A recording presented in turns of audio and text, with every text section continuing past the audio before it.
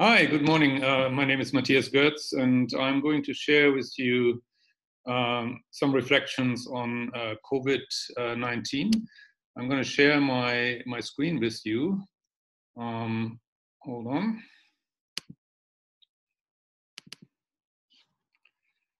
Okay.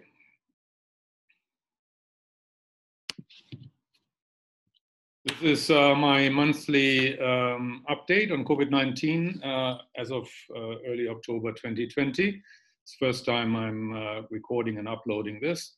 I've titled this this month's edition Permanence of It. And I would actually like to start by asking the audience to meditate on the image you're seeing in front of you. Just make that image your meditation object. Focus your consciousness on this object and relax and just concentrate on it and meditate.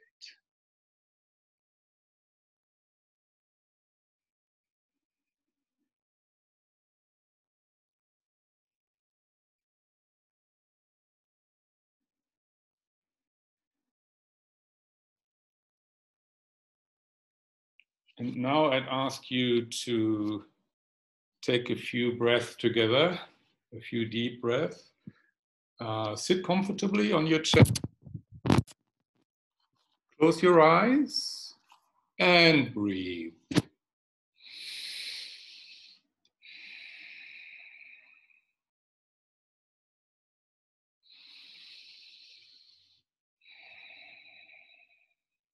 And just observe your breathing.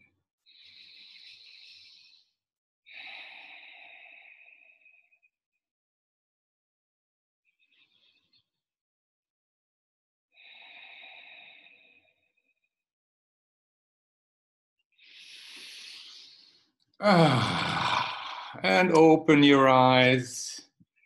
It's great to be able to breathe freely, is it not? Okay, to start, today's motto, just read my translation at the bottom if you would.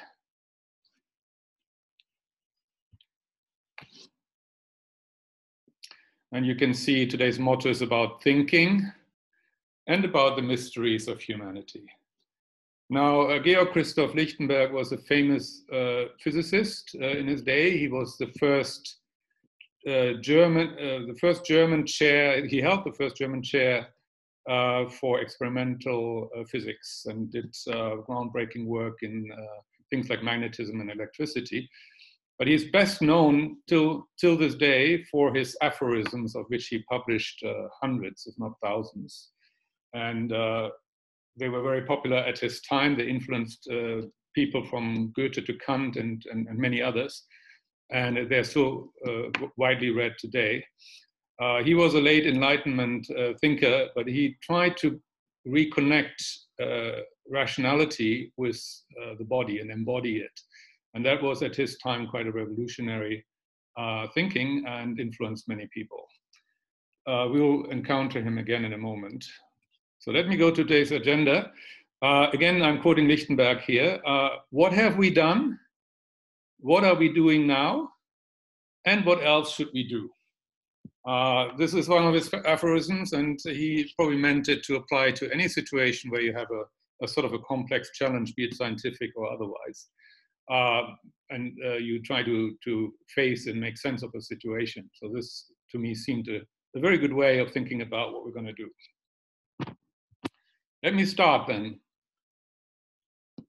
In about March, I and a few colleagues came together and developed a set of COVID-19 scenarios. In times of uncertainty, scenario thinking is a good way to try to make sense of what's going on. And we developed a set of 4 scenarios, basically by identifying 2 major uncertainties. One is the severity of COVID-19, which we felt could either range from one extreme high to the other extreme moderate. And secondly, and you see that on the vertical axis here, the effectiveness of the global response, which we felt could range anywhere between ineffective and effective. And we took those two uncertainties, and by crossing them, you created a frame that frames the four scenarios. So for example, in the top right quadrant, you have a scenario we called early spring, and that would be a world in which COVID-19 turned out to be quite moderate in its severity, and at the same time, the global response to it turned out to be effective.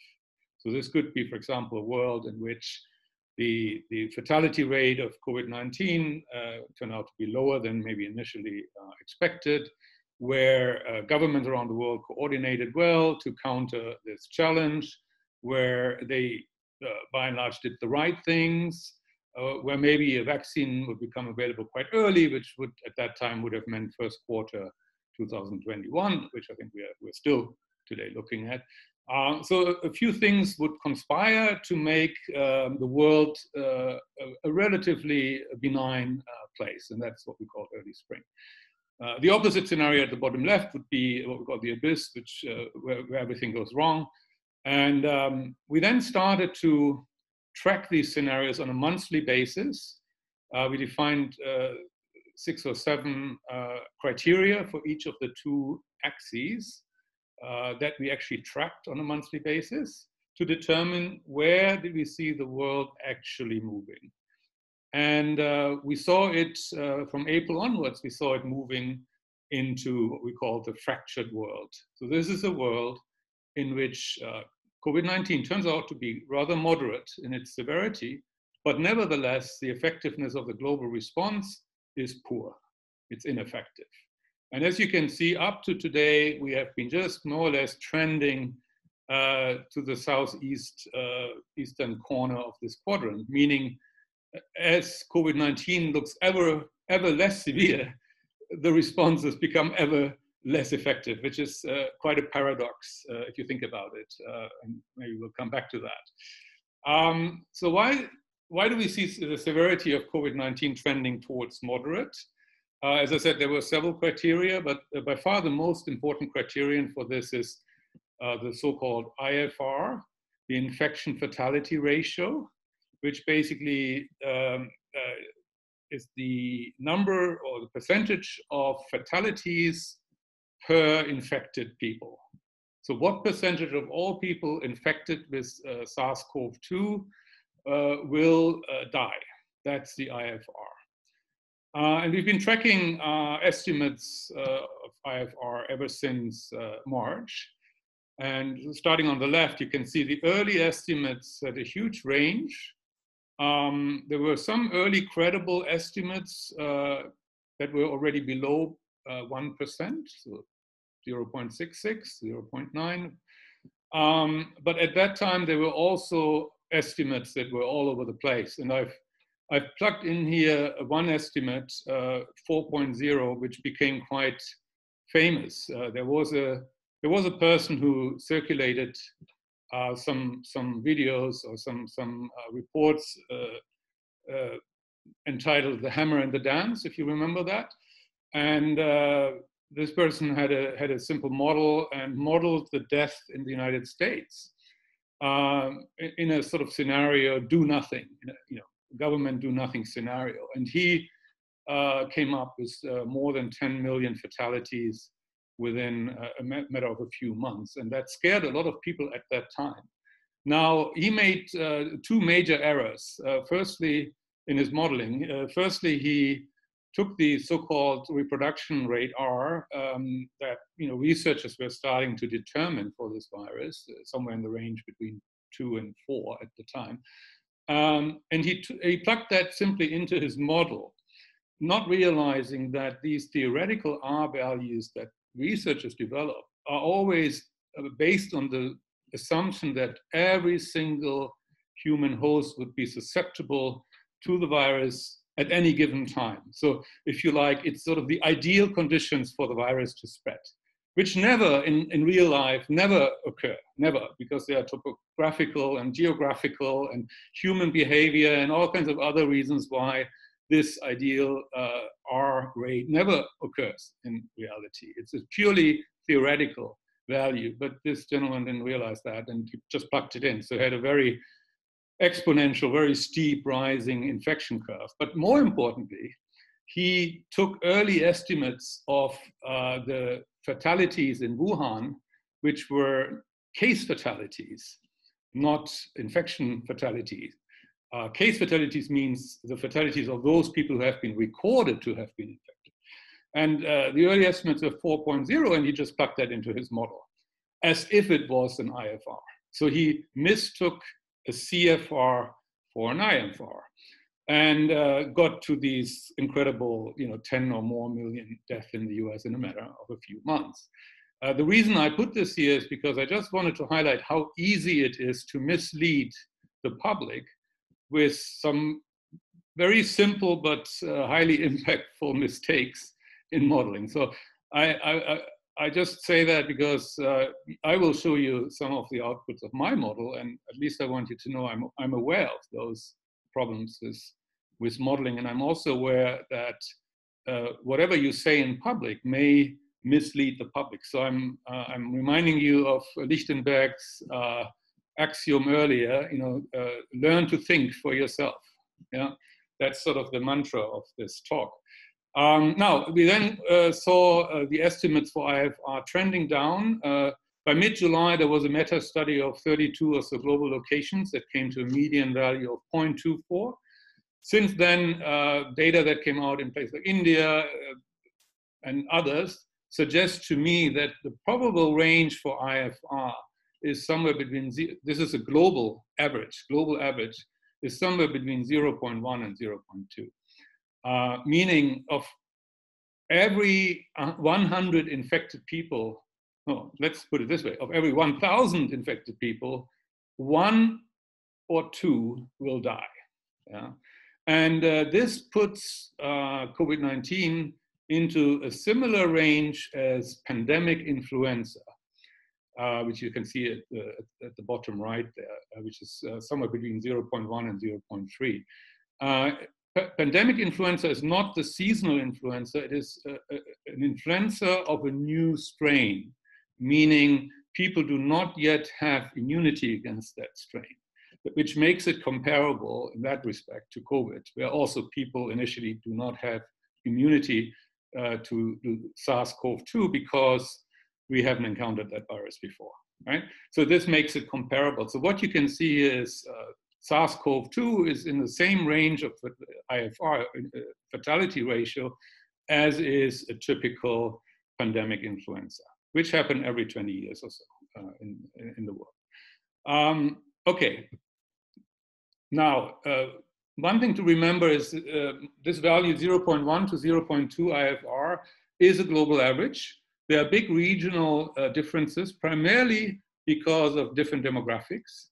The younger the median age of a population, the lower the risk, right? Because as I show you in a moment, the fatality ratio is closely correlated with age. So a continent like Africa, which has a median age below 20, will have an IFR probably significantly below 0.1%. On the other extreme, a continent like Europe, which has a very aged population and a median age of maybe 45 or higher, will have the highest ratio. And you can see here, my current estimate for Europe is 0.4%, and for Africa, it's below 0.1%. Okay. In terms of this age that I just mentioned, here are some data. One is from Spain and one is from the United States. Just showing you how dependent the fatality of this virus is on age. If you are below 50, the chance of you dying of this virus is extremely low. It is not zero. It is not zero, like with any virus. Any virus can kill us if something goes wrong in our immune system, for example. But it is extremely rare. But once you're above 50, especially if you're male, if you're 55 like myself, or maybe moving towards 60, you're starting to have a real risk. So while there are other risk factors, by far the most important risk factor is age. And in my definition, a risk group is simply people who have a certain age. I'm usually working with age 60 for men and age 65 for women as being sort of a threshold. You can see that women have a significantly lower fatality at any age level as do men, but that's just in line with women, in general becoming, getting 5 to 10 years older than men on average, depending on which country. So this is just simply reflected here. Women just, a woman at 60 is as fit as a man at 65 to 70. That's just the reality. And that, of course, applies to the immune systems as well. So these women, just as if they're the same age as the men, they just have on average, a much stronger immune system because their whole aging process is, if you like, delayed by 5 to 10 years. All right. So the takeaway from this complicated story is the IFR, the infection fatality rate, the percentage of all those who are infected by the virus who die is probably in the range of 0.1 to 0.2%. Okay. Now let me talk a little bit about SARS-CoV-2 and COVID. As a layperson, I have a PhD in philosophy. I have no education in virology or epidemiology or immunology or anything related to medical profession. I'm talking to you as a layperson, as an informed layperson.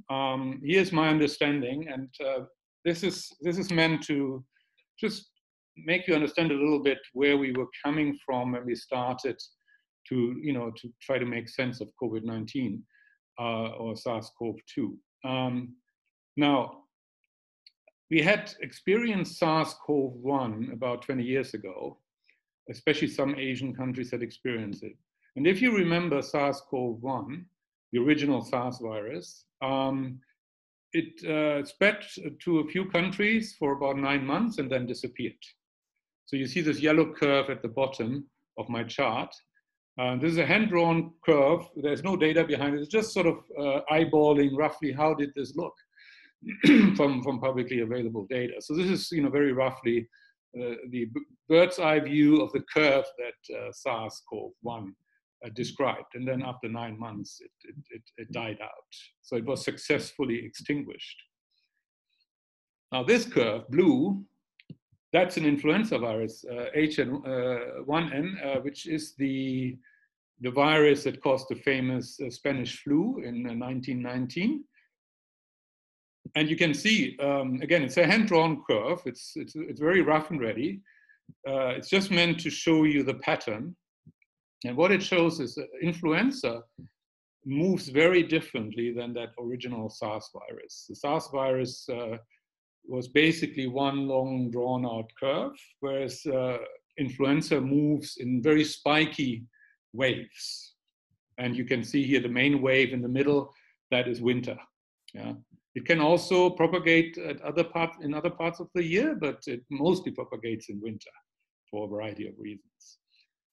Now, this curve, the green, that is sort of a theoretical SARS-CoV-2 curve. This is how SARS-CoV-2 sort of would roughly propagate if sort of not heavily stopped or suppressed by government policy. So I call this the Swedish model. As you know, Sweden, among at least the Western democracies, had the lightest sort of interventions by government. So the curve there would be closest to what SARS-CoV-2 would actually describe in a setting where you don't have significant government intervention. So more sort of a natural propagation, you could call that. And this curve goes on and on. I'm only showing 12 months, but it takes 2 to 3 years, and then a population would typically reach herd immunity, meaning 60 to 70% of the population have acquired the virus. Obviously, that depends on population densities and many other factors. So these are just rough, high-level views. But you can already see how different the three curves are. Yeah. SARS-CoV-1 never really fully got going. Influenza gets going with a vengeance, but also disappears quickly again. So it comes and goes, it waxes and wanes very fast. Whereas SARS-CoV-2 is sort of a drawn out kind of affair. It's big and it's drawn out. Now the red curve here just sort of describes the sort of a hand-drawn version more of the sort of the actual that probably happened, which basically just demonstrates there's some effect of the government interventions early on in March, April. So it slows the curve down for a while, then it starts going again. And then again in late September, early October, we've seen renewed effort to clamp down on the virus, especially in Northern Hemisphere countries. So you see that by heavy government intervention, you would, of course, reduce the propagation speed and you delay it, but you also, if you loosen your measures, immediately the virus will go back up again, right? Which is the reason why some people like to talk about so-called waves.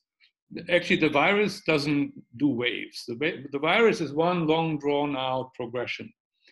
It is a government policy that creates waves, right? By suppressing and then letting go again. It's like a JoJo effect if you have tried to do a diet and you suppress what you eat, and then you let go again, and immediately your body weight will JoJo back up to the same level as before. I mean, some of you will have experienced that. This is sort of the equivalent effect of government intervention. So the governments create oscillations through their policy. The virus does not do these oscillations. It's unlike influenza. In influenza, you actually naturally see oscillations. Okay. Now, why are they so different? Well, they have different virology and different epidemiology, etc. They just have different characteristics, these three types of viruses. And the key characteristics to sort of know, and I apologize if this is a little bit technical, but I find it pays to understand the virus a little bit, just technically, how does it work? So the first factor that is important is the so-called dispersion factor, or kappa. Kappa is simply the Greek letter K. So kappa is a dispersion factor, meaning it's a distribution between 0 and 1. And the way it's been defined is if it approaches 1, the value of 1, it means the distribution is completely homogeneous. And if it approaches a value of 0, it is the opposite. It is not homogeneous at all. In other words, if it's close to 0, very few infected people cause the vast majority of the follow-on infections. Whereas if it's near 1, everybody who gets infected has more or less the same pattern of spreading the virus on to other people, right? And what you see here, quite remarkably, is that SARS-CoV-1, so the original SARS virus 20 years ago, had a K or kappa very close to 0, meaning very few infected people caused most of the follow-on infections. In fact, the researchers found roughly a 80-20 rule, whereby 80% of all follow-on infections were caused by only 20% of those who were infected. So the vast majority of people never got to infect anybody else. They just never gave the virus a chance. Why? Because the virus didn't transmit easily from humans to humans. But when a person was highly infectious and got in contact with a lot of people, maybe at an event, at a bar, at a party, at a church service, anything you can think about where people get together closely, then they could spread the virus in a major way. And if you had 20 contacts in one evening and you were highly infectious on that day, it so happened, you might have infected 18 out of those 20 people in one go. That was called super spreading or super spreading events. And so one found that SARS-CoV-1 was heavily dependent on super spreading events. Most transmissions occurred by those super spreaders. A few people who were highly infectious at a given time happened to be in a big crowd, and in those crowds then really proliferated the virus very heavily. Influenza is the opposite. It's near 1 in terms of dispersion factor, which means almost everyone who is infected with influenza will spread it on at about the same rate. Maybe you spread it to 1 or 2 or 3 other people, whatever the number. But everybody is more or less equal in how they spread. And which means that it can spread anywhere, at any time, any occasion. if you sit next to someone and you're having dinner and you have influenza, you are quite likely to pass your influenza on to that person. Whereas with SARS-CoV-1, if you're just sitting next to each other at a table, the likelihood is quite low that you actually pass it on to that person. You see, that's a big difference. Now, what you see here is SARS-CoV-2 is right in the middle, which means it is neither as homogeneously spread as influenza, which just spreads everywhere, nor is it as concentrated in terms of the transmissions as is SARS-1, which has immediate implications for policy, because in SARS-1, tracing, isolating, tracing, testing, and then isolating was a very effective means, right? Because you knew if someone was infected, you asked them, have you been at any kind of event? Have you been with many people? Yeah, I was, at that and that party the other day. Then you immediately know all those people at that party, they had a pretty high likelihood of being infected, and not just one of them, but many of them, right? And you could then trace all the people who came to that party, test them, and if they tested positive, you could isolate them, right? So this trace, test, and isolate that some governments are pursuing worked very effectively in SARS-CoV-1 because of that very low kappa. It works much less well with SARS-2, with the current virus. It has some effect in terms of just finding cases and isolating them and thereby reducing the speed of the transmissions. It has some effect, but the effect is nowhere near as high as with SARS-1. And that by itself already is one explanation why we have not been able to eliminate SARS-2, and we will not be able to eliminate. Because there's always, as with influenza, quite a lot of background activity in terms of transmitting, at a low key that is very, very difficult to detect. So that's important to keep in mind, that in this respect, SARS-2 is very different than SARS-1. In fact, I would argue it was unfortunate that whoever is in charge of taxonomy of viruses, maybe in the World Health Organization, I don't know, chose to name SARS-CoV-2 the way they did, because it implies to people that it may be very similar to SARS-CoV-1, which it may be structurally, but in terms of its behavior, unfortunately, it's very different. So people may have been misled early on to think, oh, this is another similar version of the earlier one, and which we successfully eliminated. But actually it behaves very differently. And because it behaves very differently, we will not be able to eliminate it. And it will not be eliminated at all. I'll come back to that in a moment. Now, there are other factors. Secondary attack rate just simply means how likely, if you're infected, how likely are you to infect someone else? If you have influenza, your likelihood of infecting someone else is over 90%. So almost everybody will, infect someone else. With SARS-CoV-1, it's less than 10%, so it's quite low.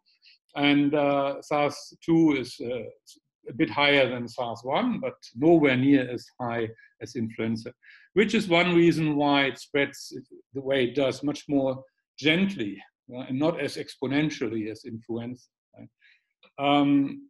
The serial interval is the number of days from your infection to your spreading it on to someone else, if you're spreading it on at all. Yeah. If you're one of those 12 to 15% who get to spread the virus, then it takes you 7 days. And that's mostly to do with the incubation period. That's actually about the same between the two SARS viruses. Influenza, as you can see, is much shorter, which is another reason why it is so explosive, right? A lot of people transmit the virus very quickly at the same time.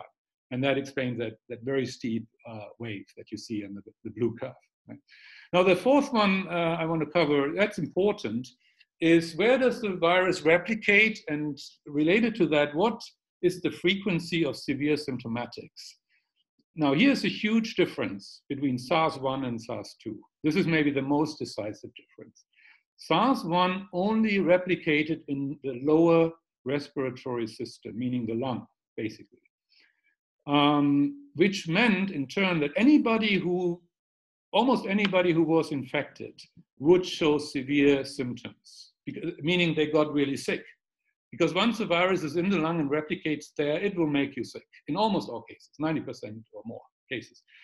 Now, the implication of that is that you could track every sick person, and therefore you could track almost every infected person, because sick person almost equals infected person, right? If you were infected, you almost inevitably also were sick. As I say here, over 90% of those infected got sick, meaning they would seek medical help, they would probably end up in a hospital, they would be tested and identified as a SARS-1 patient, right? So we were able to identify almost all people who were actually infected, yeah? And that's maybe the most important reason why we were able to eliminate the disease, because we could really identify those people who were infected, isolate them, and in doing so then not allow the virus to transmit and eliminate it. Now that's extremely different for SARS-2. It's the opposite almost. For the most part, SARS-CoV-2 replicates in the upper respiratory system, meaning your nasal cavity and your throat, basically. Now, which means there are very few people who have any kind of significant symptoms from SARS-2. This is really important. I would like you to keep this in mind. This is critical for what we're going to discuss going forward. The vast majority of people who acquire the SARS-CoV-2 virus do not get sick, because it simply remains in their upper respiratory system, replicates for a while. They may be transmitting it to other people, if they're among those 12 to 15% who have a transmission. And then after a week or so, it's gone. Yeah, it disappears. That's it, right?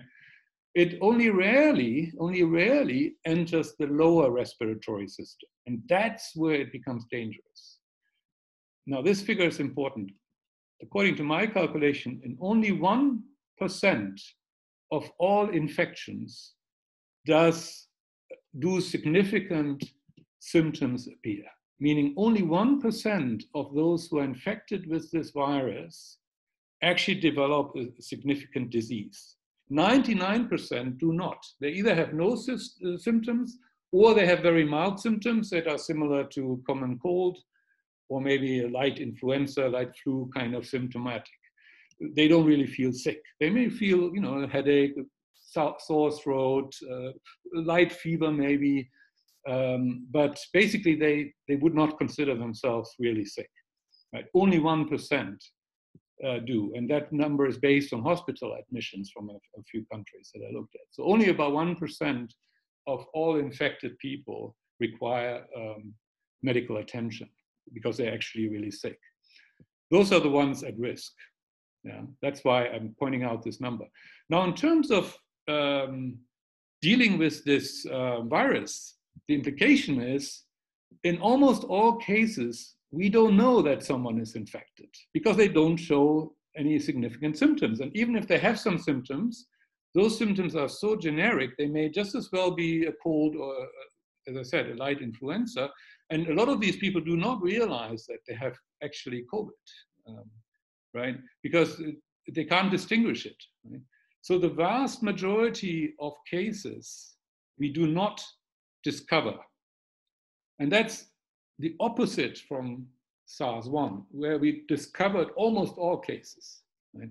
So in an ironic way, the fact that SARS-1 made almost everybody sick allowed us to eliminate it. Whereas the fact that SARS-CoV-2 makes almost nobody, in terms of percentage, sick, almost nobody of those infected become sick, but it means we can't discover them. Yeah. Okay, let me move on. So key takeaway from this slide, 1%, and only about 1%, this is a global number, a global average, only 1% of all people infected with SARS-CoV-2 actually get sick. This varies by region, just like the IFR, right? So the countries with older populations, Europe, my estimate is probably somewhere between 2 and 3% get sick. Africa, it will be much lower than 1%, but this is global average. 1% of all people infected with this virus get sick, which means, and this is really important, 99% of all people infected with this virus do not get sick. Unless by sickness you mean I have a scratching in the neck or maybe a slight headache or something like that, right? Which normally people do not count as sickness, right? Normally a sickness or a disease is something that prevents you from pursuing your regular daily routines, which is not the case with 99% of all people in the world who have been infected with SARS-CoV-2, okay? So I want to highlight this point because it gets mixed up everywhere to this day. 6 months, 7 months into this affair, people still do not in the media, for example, and maybe in politics, do not understand that infection does not equal disease. My projection, and it's based on what I hear from experts, 100% of us will have this infection, just as is the case with common cold coronaviruses, of which we have 4, and which are spreading all the time among us. So they are endemic to humans, and we all have those infections, with very, very few exceptions. There are always exceptions to any good rule, as you know, but those are very rare exceptions. So 100% of us, all of us, will have this infection. Either we already have it now, or we will have it in the course of the next months or years. But only 1% of us actually become diseased from it.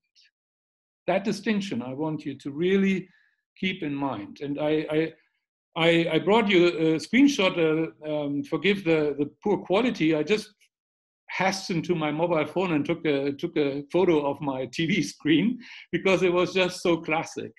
This happened on Tuesday when the US president was tested positive. So now watch the headline here. This is BBC, right? They claim to be quality media, okay? And they don't have anything to do with fake news, they think.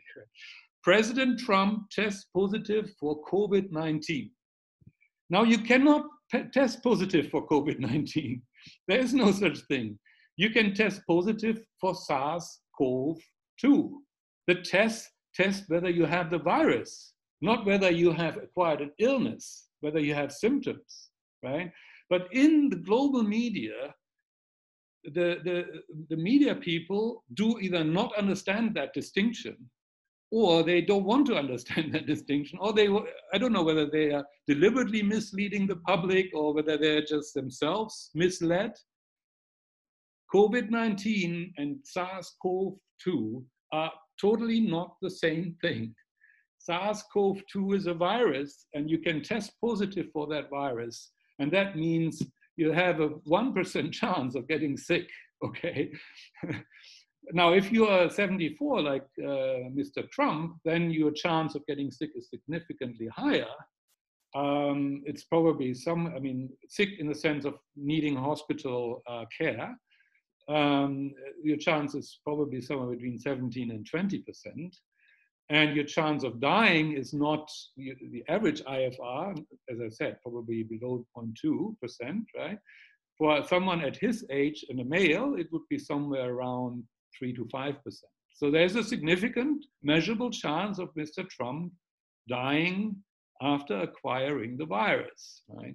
But that chance is still clearly lower than 5%. Whereas the way the media present this is as if, oh, he's already sick. No, he's just been tested positive with the virus. Whether he will then get sick then takes about a week or so, typically depends on exactly where he is in his progression in terms of his incubation period, etc. But let's say it takes a week to figure out whether he actually gets sick. And as you know, he did not, right? He came out, they put him into hospital just because he's a VIP. If he was an ordinary citizen, there was no reason probably to put him into hospital, is my guess, but I don't know, right? But it doesn't matter, right? I mean, it may have just been as a precaution that put him into a hospital. But as you remember, within a few days, he was out of the hospital. Why? Because I realized he is not getting sick, or not in any way significantly sick, right? And there's no need to have him in the hospital. And obviously, he wanted to get on the campaign trail. But the point of this chart is simply that people to this day get completely mixed up between the virus and the illness that may derive from the virus. And this illness derives from the virus only, again, in 1% of the cases. So in 99% of the cases, if you acquired the virus, you will not get sick on average. If you're an elderly person, your likelihood of getting sick is higher, as I said, right? But on average, your likelihood, if you're a teenager, if you're a kid, your likelihood of getting sick is virtually zero. Yeah. So mixing up these two very different concepts, a virus and an illness, is very dangerous when it comes to public reaction and things like being scared and panicking in the view of, oh, someone tested positive, oh my God. It's in almost all cases meaningless that the person tested positive, okay? So why do we, I spend a lot of time trying to explain why do we see the severity of COVID-19 being moderate? Because it is very moderate. If you're honest, this is a very moderate disease when it comes to its severity. There are much worse diseases than that. Now, second question, why do we see the effectiveness of the global response trending towards the ineffective? Well, I've got a little cartoon for you. The hammering is going really well. The dancing part is still a bit of a challenge. I think this hammer and dance metaphor was one of the most, I don't know, terrible things that happened early in this affair, because I heard politicians still use that metaphor months later, even though it's completely nonsensical, right? You can't hammer a virus, right? It's completely the wrong image. You can only hammer yourself, and that's what we've been doing. We've been hammering our lives, we've been hammering our lifestyles, we've been hammering our economies, we've been hammering on everybody, including those people who are sick with other diseases and are now not being treated or don't even dare to go to the hospital because they think they might catch that virus, of which I just told you in 99% of the cases it's harmless. Yeah, but people with severe illnesses get not treated now because of that. Okay, so we don't really know what's the proportion of the fatalities that is actually due to the fact that because of the hammering that our governments have been doing, our normal procedures don't work anymore, right? That will be fatal for a lot of people, but those numbers are nowhere do I find anybody actually talking about how fatal this may be for people who have chronic diseases or who have other infections, et cetera, right? So we've been basically hammering ourselves on our head. And let me show you the cost of this hammer, right? So first observation, IFR in Europe in the early days, in March, April, the first studies that were done on fatalities showed IFRs ranging between roughly 0.6 and 1. In New York State, a little bit later, it was even 1.1, I think. So you had an IFR, and in Europe, given demographics, what you would expect is about 0.4, as I said earlier, right, as IFR. So you have a surplus fatality of up to 0.6 percentage points that needs to be explained, right?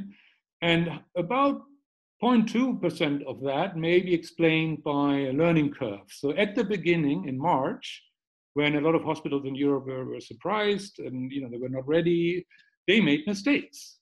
They put people on oxygen too late.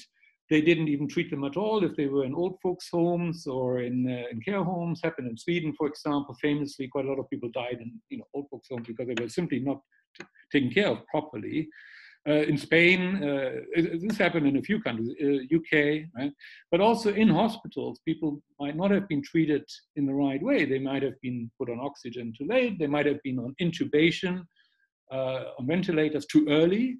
Putting someone on ventilator is very dangerous, especially if that's an elderly, frail person. So you have to think, twice before you put that type of person on ventilator, and you may save that life by doing so, or you may actually destroy that life by doing so, right? It's a very tricky, and I'm, again, not at all from the medical profession, I just hear this from people telling me this.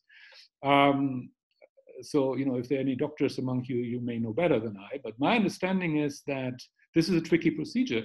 And so in the early stage, a lot of mistakes were made. I would call them honest mistakes because, it's inevitable. You have a new phenomenon that you've not encountered in the same way before. Mistakes will be made. Now we have a nice deep learning curve, and there are articles out there now that we've already improved our procedures by so much that the fatality rate in ICUs, for example, have trended down by 30% or so. Just because of, not because of any specific treatment, but just because of better procedures, better decisions being made, more timely, right? And the patients now getting, the care they need, right? Which in the very early stage was not always the case, right? So that explains a little part of this surplus, but it still leaves, several percentage points, unexplained, right? And I venture to say, without being able to prove, that the government's intervention, especially the lockdowns, are responsible for these surplus deaths.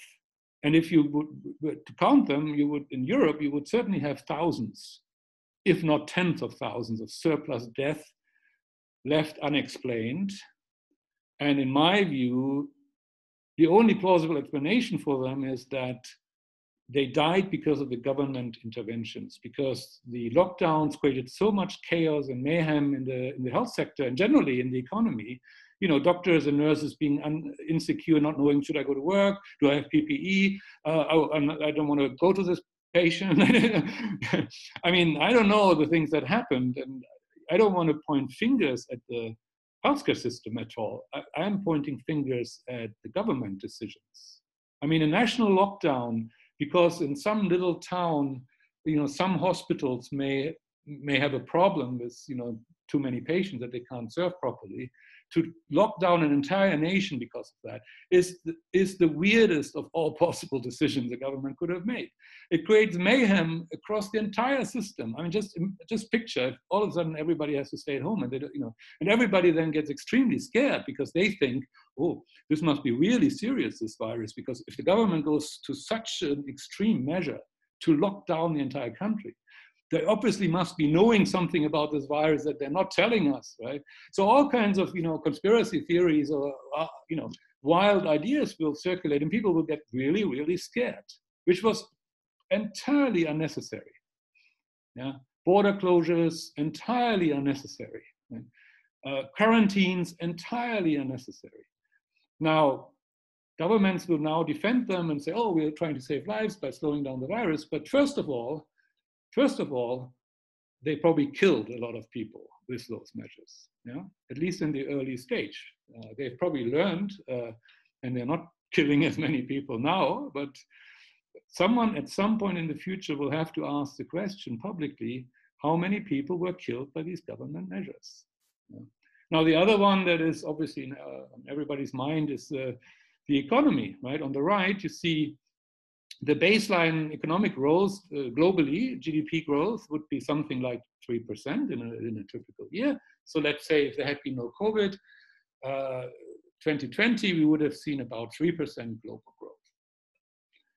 Now, if we had had an effective response to this virus, no border closures, no lockdowns, no quarantines, but instead a focused effort to protect those who really need the protection, meaning the elderly, right? Which we didn't do, right? We just locked everybody down. But if we had done the right thing and we had invested in, for example, more spacious old folks' homes, more generous distancing, so that they don't need to be so close to each other, for example, which they are in some of these old folks' homes. If we had equipped every single old folks' home and care home in the world with oxygen, which is extremely important, if we had done all those measures, and if we had done the right investments jointly, including, of course, in vaccines and treatment, which we are actually doing, so we're partially doing investments, but we could have done more investments, we could have increased the GDP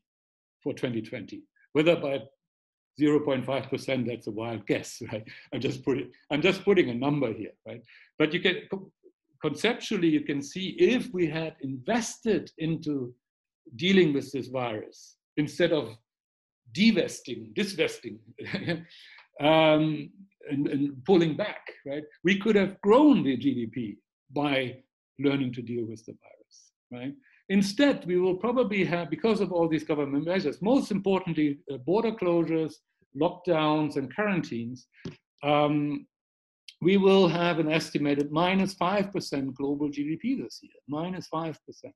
So between what it could have been and should have been and what it will actually probably be is an 8.5 percentage point difference. That's $7 trillion global GDP erased, 7 trillion erased for no reason, for no good reason, for only, frankly, the wrong reasons. Now, if you go into a bank and steal a few $1,000s, you get into prison.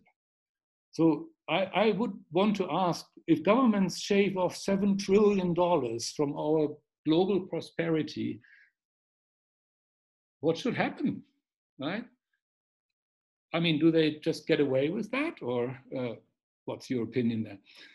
Okay, next point. So this was just sort of the cost of the hammer, but I think most worryingly, in my opinion, is yet another effect that we've observed, which is divergence of the global response. And there are basically now, as of today, I would say probably 3 buckets. There's a set of countries who say, back to normal. I mean, we just want to get through this. Of course, we want to sort of defend our healthcare system and minimize death as far as we can along the way, but we basically want to get through this, right? Iran, India, Brazil, US, at least the earlier UK, maybe before Mr. Johnson himself got ill, Africa maybe, but I don't have a lot of data. Sweden is a special case. Sweden never went into a crisis. They've always been in normal. So they're a special case, right? They are the only country in the world that early on recognized how this virus works. And then you have, so those are, I call them back to normal countries. And then there are a set of countries, they are pushing almost towards a new normal, as they call it. I find it a terrible term, but everybody is using it, the new normal. And now these countries are, first of all, what I call the Confucian Asia.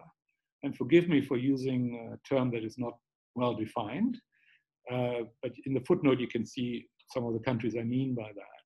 It may include China with big question marks. Why? Because we don't actually know what's going on in China. Nobody knows. Then it includes countries, interestingly, like New Zealand, Australia, Canada, maybe also the UK, after Johnson got sick, because it's changed tack a bit, and most of the European Union, other than Sweden. Now, these new normal countries, they are the ones who are very actively suppressing the virus. And you know, this is schematic. I mean, in reality, of course, there's a continuum of countries. I mean, you know, to put them into two buckets may not be entirely fair. So if you see, oh, this country, I don't understand why it should be in that box, don't take that too seriously. I'm just trying to categorize a little bit how I see the world, right? The back to normal countries, they account for about 70% of global population, not counting China, and I'll explain in a moment. China is not part of my model. Their mean age or median age is lower than the global average.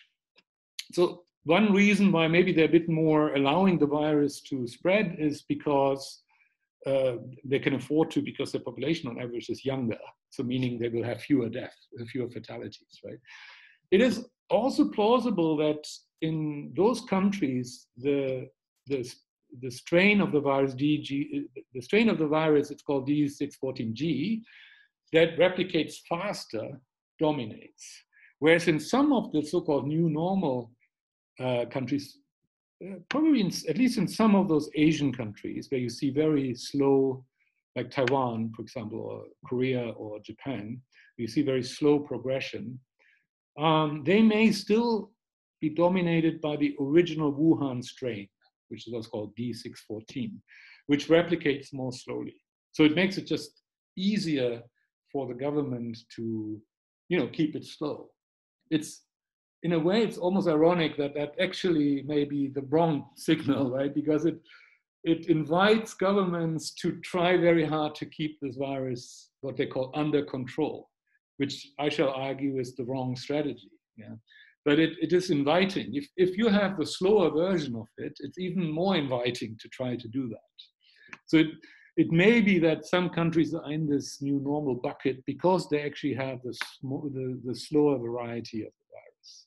There are currently two strains. They're otherwise very similar, and but one is just transmitting a lot faster than the other for some reason. Has to do with their phenotypical makeup. There's some mutation, and they dock more easily on the human cell.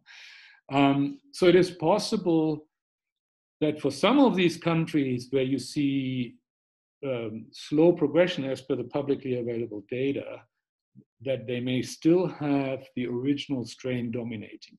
As soon as they would open their borders, the dominant, the newer strain, which is dominant, would fairly quickly eradicate or at least corner that original strain, which is much slower, right? So the faster one obviously will be more successful than the slower one, all other things being equal, right? Okay, so we have these two groups of countries. Now, what happened there? Let me talk to you about it through some slides that talk about the difference in outlook for these two groups of countries. Now, Sweden, as a special case, what you see here is, again, hand-drawn curve. You know, it's not exactly like it is in reality. And nobody knows actually how it is in reality because we don't have the actual data, right? So, but you know, imagine, you know, it's a gentle kind of drawn-out curve. There's a little bit of an up and down, and now we're entering winter, so you would expect some seasonality, some, you know, increase in Sweden. But basically, it's a long, drawn-out curve. That's sort of, if you like, the natural progression of the virus. Then you have a set of countries which I call plateauing. US, Iran, Brazil.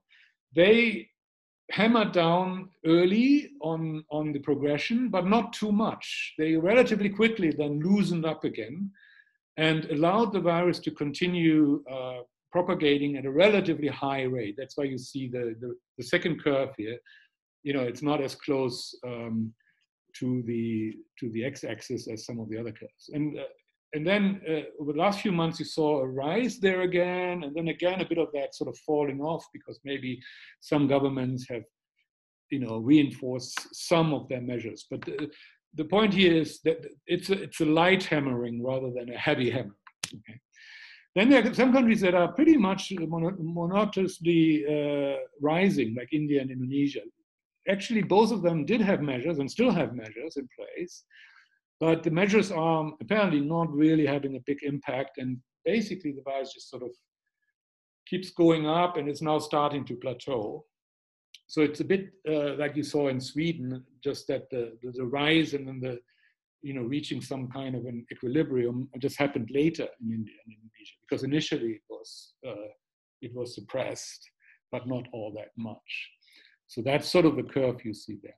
And then the fourth curve, so these first three types of countries, they're all in the first bucket. They're all the back to normal type countries. Right? In some way or another, they're all trying to let the virus, you know, run, not too fast, but, you know, such that eventually you get through the crisis, right? And you get to the other end of it. Now, the fourth curve here, that's, I call it oscillating. Those are the countries that I call new normal. They are pulling out a heavy hammer. So earlier this year, when the first peak in March, April, they have hammered on the virus heavily and kept hammering, and then maybe Northern Hemisphere, you had summer, so the natural propagation was slower of the virus anyway, so they could loosen up a little bit, and the virus did not immediately come back. But then by the time it was September or so, virus starts coming back. So these are the countries, as long as they keep hammering, they will keep the virus down. If they try to release the hammering a little bit, it will, within a month or two, it will be up again, right? Because that's a JoJo effect, remember I said earlier, right? It's just gonna inevitably come up. And so they are then tempted to say, oh, second wave, third wave, oh, we have to hammer again. Right? That's sort of what you see in those countries down there. So what does it mean actually for the virus propagation? Interestingly, you see that the countries that are plateauing and rising have the highest penetration. Right? So there are, some of those countries are already reaching somewhere between 30 and 40% of penetration today. Sweden has a sort of a mid-level, right? So they've been so disciplined, those Swedes, that they have actually kept the progression of the virus relatively stable and slow, even though they've never had a hammer, right? Sweden, I think, shows you what could have been if all the governments were as enlightened as the Swedish government, which unfortunately they are not, right? But this is what could have been. Now, I have friends from Mexico and from India who tell me, oh, in my country, that would never work because nobody has the discipline. And I recognize that there are cultural differences. You know, the Swedes are quite disciplined, and also Sweden is not very densely populated. So, I mean, you know, they have their advantages, right? why it works in Sweden. So I wouldn't say necessarily it would have worked the same way everywhere else, but it is a model. It's a conceptual model of how you could have dealt with the virus without hammering on everybody's lives and livelihoods. Perfectly feasible, as Sweden demonstrates. So the one thing that Sweden does, if ever any European politician says we had no other choice, you just say, Sweden, right? One word is enough to show otherwise. Sweden proves that we did have an alternative. Certainly a country like Germany, where people are similarly disciplined, didn't need any lockdown and any quarantines and any of that stuff. None of that. Right? But the governments will not admit to that, I know. Okay, now you have at the bottom, you have the new normal countries, and you can see the difference, right? You have countries like Germany or Japan, where the penetration of the virus as of today is minimal still. In Germany, about 2.5%, and slowly growing. So maybe by 1st of January, it will be 3%. Still very low, right? But in the world as a whole, which is the number at the bottom, excluding China, we are very rapidly approaching a level at which we may see a plateauing of the virus. There is early indications that at between 40 and 45% penetration, you don't have herd immunity yet, but you have a plateauing. So the action doesn't really increase anymore. It stays on that level for a while, and then when you reach 60 or 70%, it then drops off. That's I think the current mental model that at least I find the most plausible. So what does it do to the different countries? It means that some countries who are trying to get back to normal could actually declare an end to the crisis or an end to the pandemic within the next few months, even before any vaccine might become available. Places like Iran, even India, if they continue on the current trend, this is just projections based on current trends, so that to be taken with a big grain of salt because trends change, right? I don't have a crystal ball, but on current trends, India could be through this in 5 months' time. Through this meaning they would have reached 60% or higher in terms of people infected, and you would have some version of herd immunity. Right? So a lot of these countries that I call back to normal, they may end the crisis without really even needing the vaccine. Contrast that with those countries that I called new normal, such as Germany and Japan. France is a little bit interesting because we will have to see if they hammer down in winter, they belong into this category. If they not hammer down in winter and stay away from that, then they would maybe better fit into the back to normal category. But at the moment, I keep them in this category. So Germany and Japan, very typical cases, and you can think of other cases of countries where they call it, we've been very successful in fighting the virus. That's how they talk about it, right? I will talk to you in a moment why that is really very wrong-headed thinking, but that's what they are saying, right? We have successfully hammered down on the virus. Right? Well, it means it will take you many, many, many, many, many months. These are months here, 500 plus months for Germany to reach herd immunity. Right? Now they will say, yeah, but the vaccine is coming, and with the vaccine, we can artificially create herd immunity very quickly within a matter of months. Right? That's the argument. Right? So we'll see. If the vaccine comes and then it's reasonably effective and it can be reasonably distributed, where needed, then yes. Yeah. Then they don't need to depend on natural immunization because the vaccine will sort of replace that. Right? But they are basically all countries, praying that the vaccine will come, right? Which we don't know whether it will. Right? Whereas the back to normal countries, they're basically more or less independent of the vaccine. Of course, the vaccine will also help them. It will accelerate things and it will protect, especially those at risk, right? So that's good. They will have fewer fatalities if the vaccine comes, no doubt, right? So everybody wants the vaccine.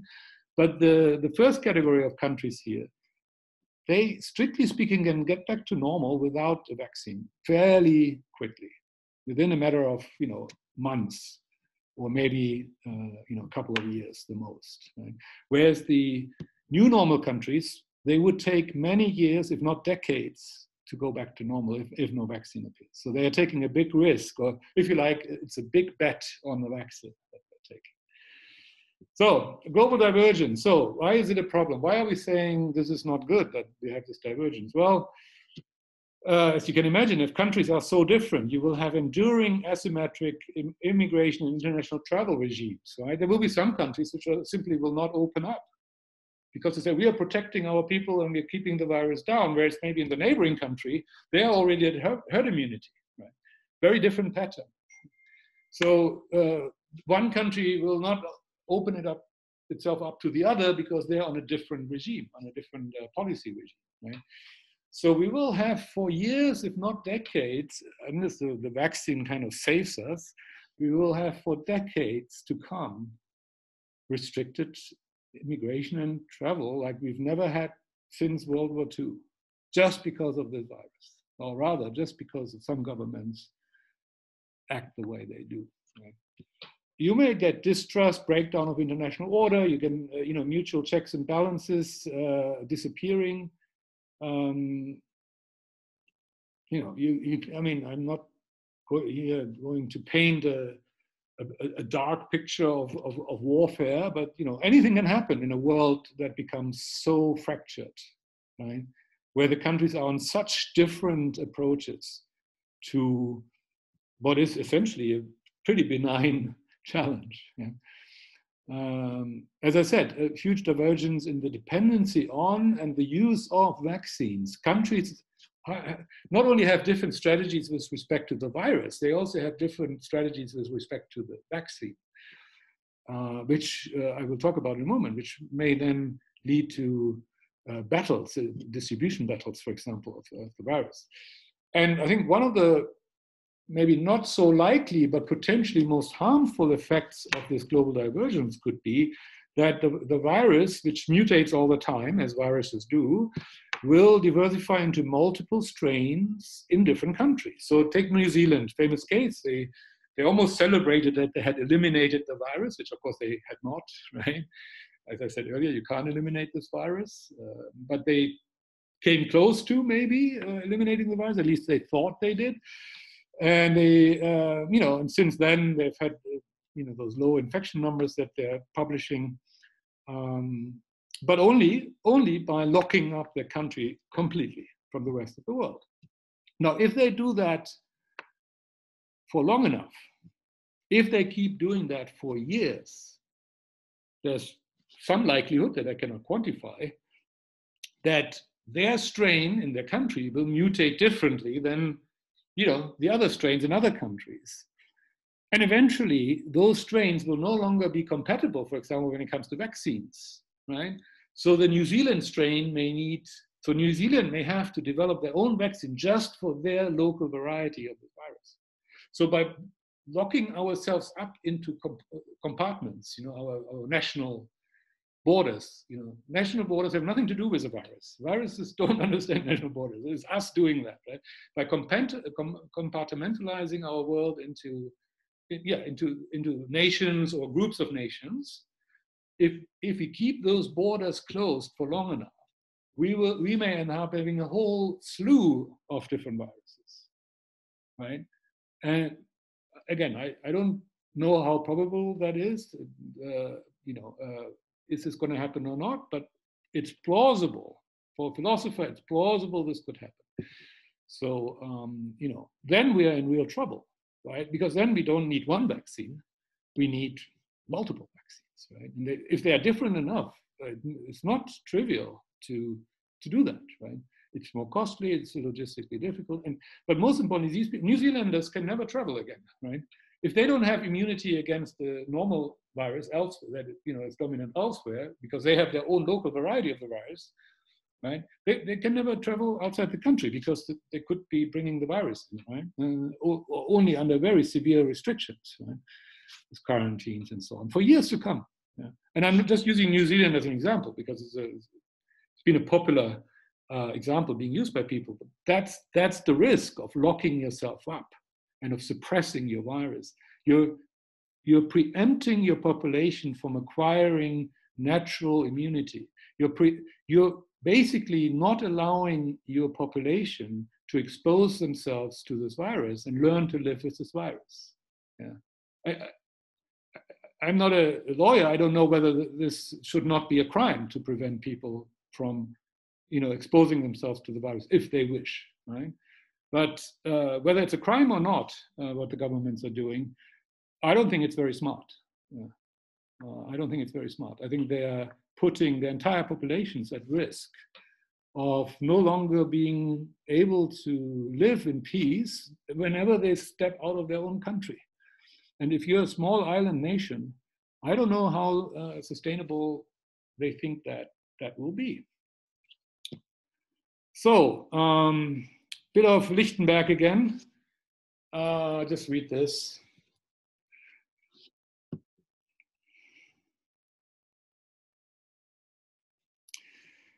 So governments have staked their existence and their popularity on certain policies. Whether those policies are right or wrong, they will now not be able to reverse. Because once you've staked yourself on that truth, you will be stuck with that truth forever. So don't expect governments to admit anything, to ever contemplate that they did anything wrong. Right? They won't. Now, to my model, I said I have a model, rough and ready order of magnitude model, meaning I want to get it not precisely right. I want to not get it precisely wrong either. I want to get it, just roughly, directionally right. I want to have an understanding of what's really happening. Right? Now, how do I build my model? I'm taking the reported COVID fatalities as per Worldometer, that's my source, right? Which publish them every day. I multiply them by a surplus mortality ratio. So for a certain number of countries, I have more or less reliable surplus mortality data. Surplus mortality means how many people have died this year in excess of the average of the previous 3 or 5 years. Right? So in other words, is there an unusual amount of fatalities this year? And the answer is, of course, yes, there is. Yeah, COVID does produce an unusual, immeasurably higher number of deaths this year than in the previous years, right? And that excess mortality can be measured. Now, many countries don't measure it, but for some countries there is some, decent quality data. So I'm using that for some of the big countries that really make a difference in the model. I don't do that for all countries. That would be way too complicated for me, and for many of them, there's no data anyways. But I picked some of the biggish countries that have a real impact in terms of total numbers. and use that data, right? So I apply that ratio to the reported COVID fatality. So for example, if Worldometer says today in the USA, number of fatalities is 225,000 or something, yeah? And I have some evidence from data that the surplus mortality ratio, meaning the surplus mortality over the reported death, is 1.3 in the US. So there are 30% more excess fatalities than covered by the official COVID data. Then I just multiply that official data with that 30%, 1.3 factor. So instead of, meaning the US, as per my model, as of today, instead of 225,000 deaths, has just under 300,000 deaths. Some countries have a very high surplus mortality ratio, some countries have a low one. So I try to take that into account and then average it out for those countries that I'm not detailing in the model. Right? It's very rough and ready, but the idea is to really reflect the actually measured surplus mortality, assuming that all the surplus mortality is due to COVID or linked to COVID. Right? That's just a basic assumption I'm making. May not be true in every case, but it's just a basic assumption. Yeah, so that we are not just relying on those reported COVID fatalities, but instead on sort of separately and independently reported surplus mortality. That's really my driver of the model, okay? So I take the reported fatalities times that ratio and then divide that by the IFR. And as I said, for the big countries, for each of those countries, I have an idea roughly what is the IFR, given demographics, so I apply that. And that gives you the number of actual infections, okay? Now, why am I not including China, you may ask? Well, on 10th of March, Xi Jinping, as you may recall, famously went to Wuhan and raised his hand. You remember that, yeah? He raised his hand, and since that day, China has not reported a single fatality related to COVID. Okay? So I was struck by this picture, and I thought, déjà vu, man, I've seen this before. And then finally I realized, where have I seen this before? Here. This is Neo in the movie The Matrix, if some of you recall that movie, right? This is, I think, not the first installment, it's a trilogy, right? So it's, I think, the second or third installment. So Neo is inside the Matrix being a virtual reality computer-generated world. And he has learned to bend the physical rules or laws in that artificial world, right? So for example, if people shoot bullets at him, he raises his hand and the bullets stop in midair and drop down to the ground, right? That's what Xi Jinping has also done. He has basically said, no more COVID death in China. And since that day, no more COVID death in China. So either he is a magician, or more likely, he has just basically made sure that there's no more reporting of COVID, which is very simple to do, right? Because basically the people die of pneumonia in most cases. So sometimes some, heart arrest or other immediate causes of death, right? So as long as the doctor writes into the death certificate, cause of death is pneumonia, or the cause of death is, heart arrest, or, again, the medical profession will know better what to write there. The word COVID does not necessarily occur, right? So, in fact, Xi Jinping, I will argue, is not necessarily wrong. If that's the case, he's not necessarily wrong. In fact, he may be right? In fact, people do not die of anything called COVID, right? They die of some complications related to this virus, but you don't have to call those COVID, right? In fact, I would argue you probably wouldn't want to call them COVID. So in a way, Xi Jinping maybe has just seen the same thing that I've seen, which is there's no such thing as COVID fatalities, really, right? It's all a matter of, semantics maybe, but I imagine that people who die in China of pneumonia or something else related to this virus, they're simply not registered as COVID death. That's one possibility, right? The other possibility is they are registered as COVID death, but the government just doesn't share that data. And again, they're not entirely wrong with that. You might say that's very transparent. Yes, it's very transparent, but China has never been transparent, right? But one effect that would have is it doesn't create panic, right? As you have in those frantic media worlds, especially in Western countries, where you have completely unnecessary panics because the media, as I showed you earlier, BBC, cannot even distinguish between the virus and the disease, right? And they just drive people crazy. Right? So in a way, not telling your population the actual death figures, as intransparent as that may seem, may actually be, the smarter choice, right?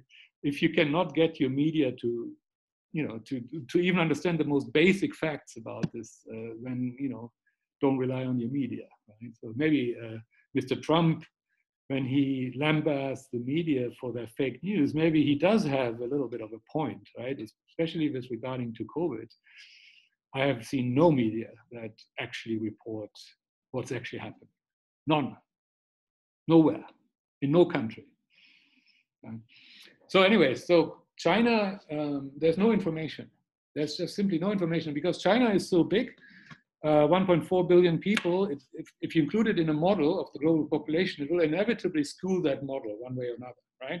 So if I was to make some wild assumptions about China, either I would assume, big country, first to have the virus, therefore probably highest penetration, so it would be a huge number of infected people and death.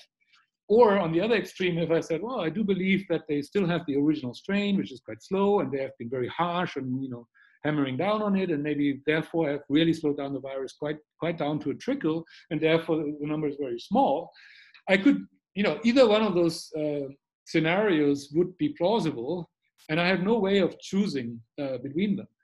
And so I've made the choice not to include China in my model at all, because it's just simply too big. Whatever choice I make, if it's wrong, it will make the whole model wrong. Okay. So what are the numbers in my model? As of 1st of October, about 4 million deaths related to SARS-CoV-2. You know that Worldometer currently says about 1 million and a bit. My model says actual number, estimated, but not just what's reported by governments, but really the surplus mortalities that we're seeing, probably closer to 4 million. Infected individuals, Worldometer says 35 million. We all know that's underreported, that everybody knows that. World Health Organization the other day said, it could be as high as 760 million people infected. So World Health Organization, which has been terrible in providing data, or any guidance or anything at all, they've been so destructive in this process. They should be immediately closed down, if you ask me. This is just mind-boggling how they have misrepresented things, and it's unexcusable, right? Because people do listen to them, right? But anyway, so they say 760 million, I say 1.8 billion. I think the World Health Organization, although they are now starting to get a little bit closer to the truth, they're still far away from the truth. Now, not that I have the truth, right? This is just a number that seems plausible based on assumptions, right? Nobody knows the actual truth, right? But I'm quite confident that 1.8 billion is closer to the truth than whatever the WHO says. So according to my model, 1.8 billion people have been infected. If you take the global population, which is 7.8 billion, you exclude China, because remember China I just excluded from my model, then you have 6.4 billion people in the world. 1.8 out of 6.4 is about 29%. Yeah, almost 30%. So we are not so far away from 1/3 of humanity already having been infected with the virus. right? As I said earlier, it will eventually be 100%. That's quite inevitable in my view. It's just a matter of time, and how long it takes is mostly a matter of government policies, right? Whether they let it happen or not. Right? But it's even with a vaccine, it will be inevitable. I'll talk about that in a moment. And the global IFR I'm currently assuming for the first 7 months of my model is 0.22%. That's a bit higher than what I said earlier, because in the early stage, the IFR in Europe was so high because of all these, as I said, mistakes, honest mistakes, as well as government, policy that was totally mistaken, driving IFRs early that were completely off, right? But these numbers are still in the numbers, right? Because among those dead people are those who died because of government policy. I'm not taking them out, right? And therefore, the IFR in the early stage was higher than it should have been. And now it's sort of, I have it in my model, I have it trending down to something that I find plausible, which is around 0.2, a little bit below 0.2, as you can see. By January, we will have almost 6 million deaths, I'm afraid. So meaning in this calendar year 2020, we will have had 5.8 million deaths related to SARS-CoV-2. We will have almost 3 billion infected people by the end of this year, which is almost half of the population outside China. And the IFR, as I said, trending down. And then by June next year, you see the figures here. This is what my model predicts at the moment. And these predictions, of course, they're just sort of extrapolating trends. I'm looking at the current trends and extrapolate, but everybody understands winter is coming, so things may go up. Then spring is coming, things will go down again. Governments may step up the interventions or they may loosen. Those things I cannot anticipate. So I'm just doing a straight line extrapolation of current trends. So these figures for June are to be taken with a big grain of salt, and I'm changing them every month. I adjust based on the latest, right? And so every month they change it. But it gives you sort of an order of magnitude. That's all I'm trying to do.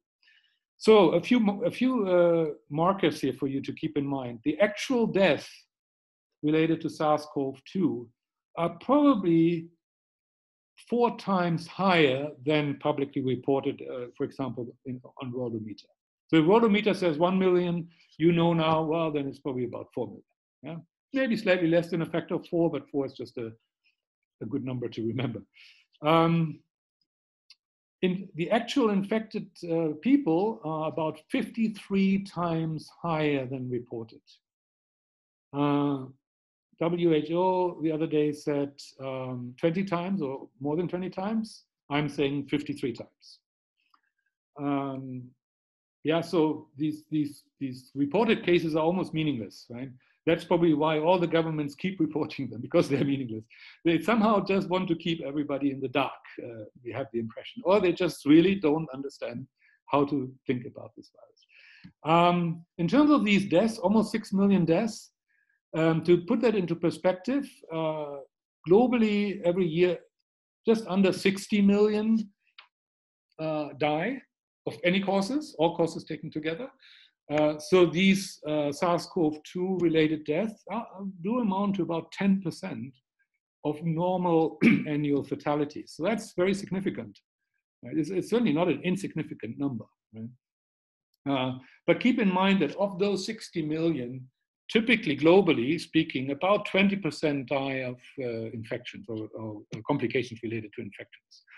So that would be about 12 million, right? So the 6 million, to put that into perspective, the fact that people die of infection is nothing new. As I said earlier, I mean, it used to be the main cause of death, right? And even today, where we have very good antibiotics and all this other stuff, vaccines and so on, still globally about 20% of people die of infections, of causes related to infections. So let's put it this way: while 6 million additional deaths is certainly significant, in a normal year, 12 million people die of something similar to COVID, and nobody cares. Let me put that bluntly: nobody cares.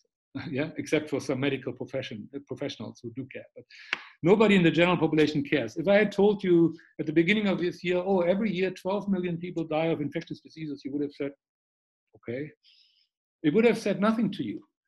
So this madness around COVID death is, even though there are significant numbers of deaths, but it's completely out of proportion, because normally we have 12 million deaths of infectious diseases and we don't care.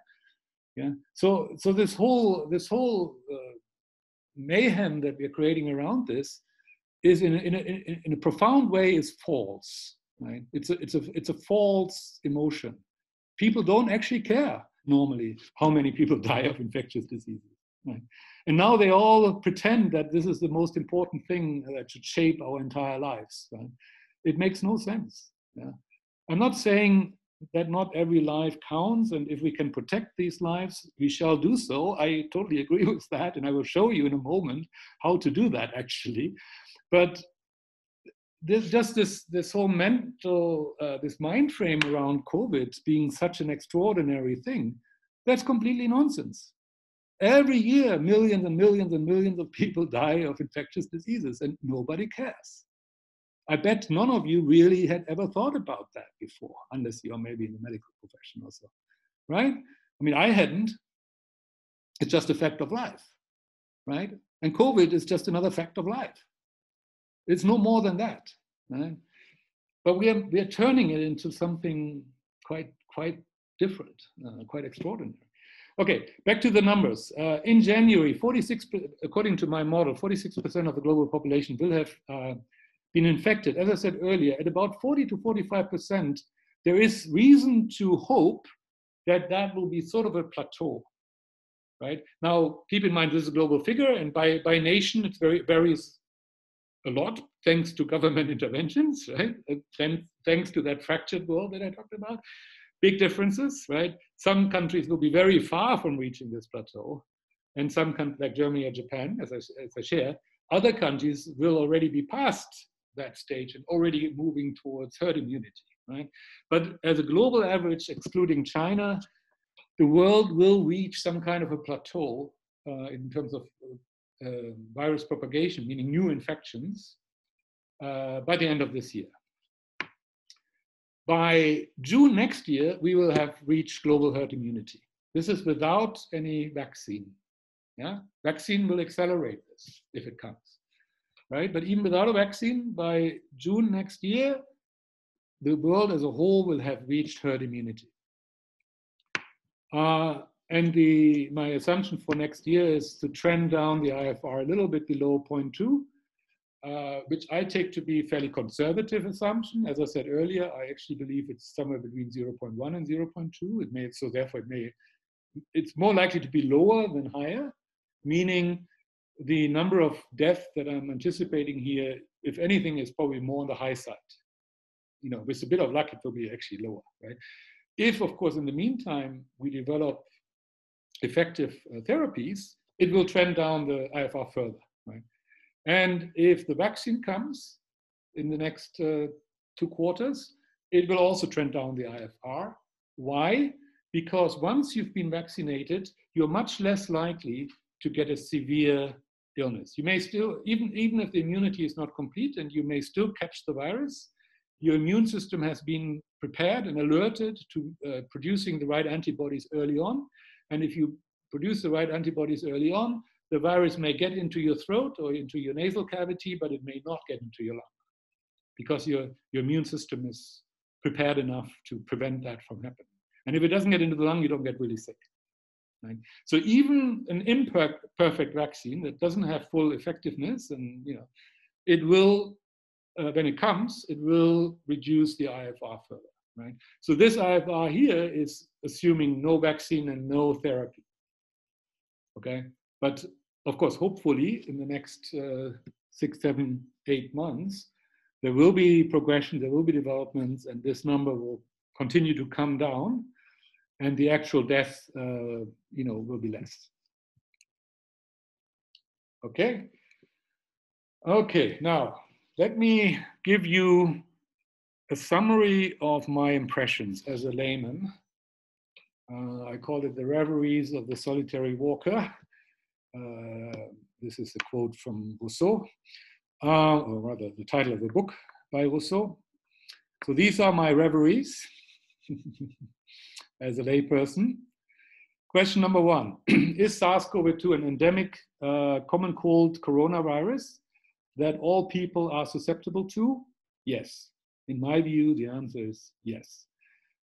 SARS-CoV-2, as I said earlier, unfortunately, in my view, quite unappropriately named, is nothing more than a very ordinary common cold coronavirus, of which before SARS-CoV-2, we had 4 that are part of our normal common cold cocktail. We have more than 200 viruses involved in this common cold phenomenon. It's like a complex of, infections.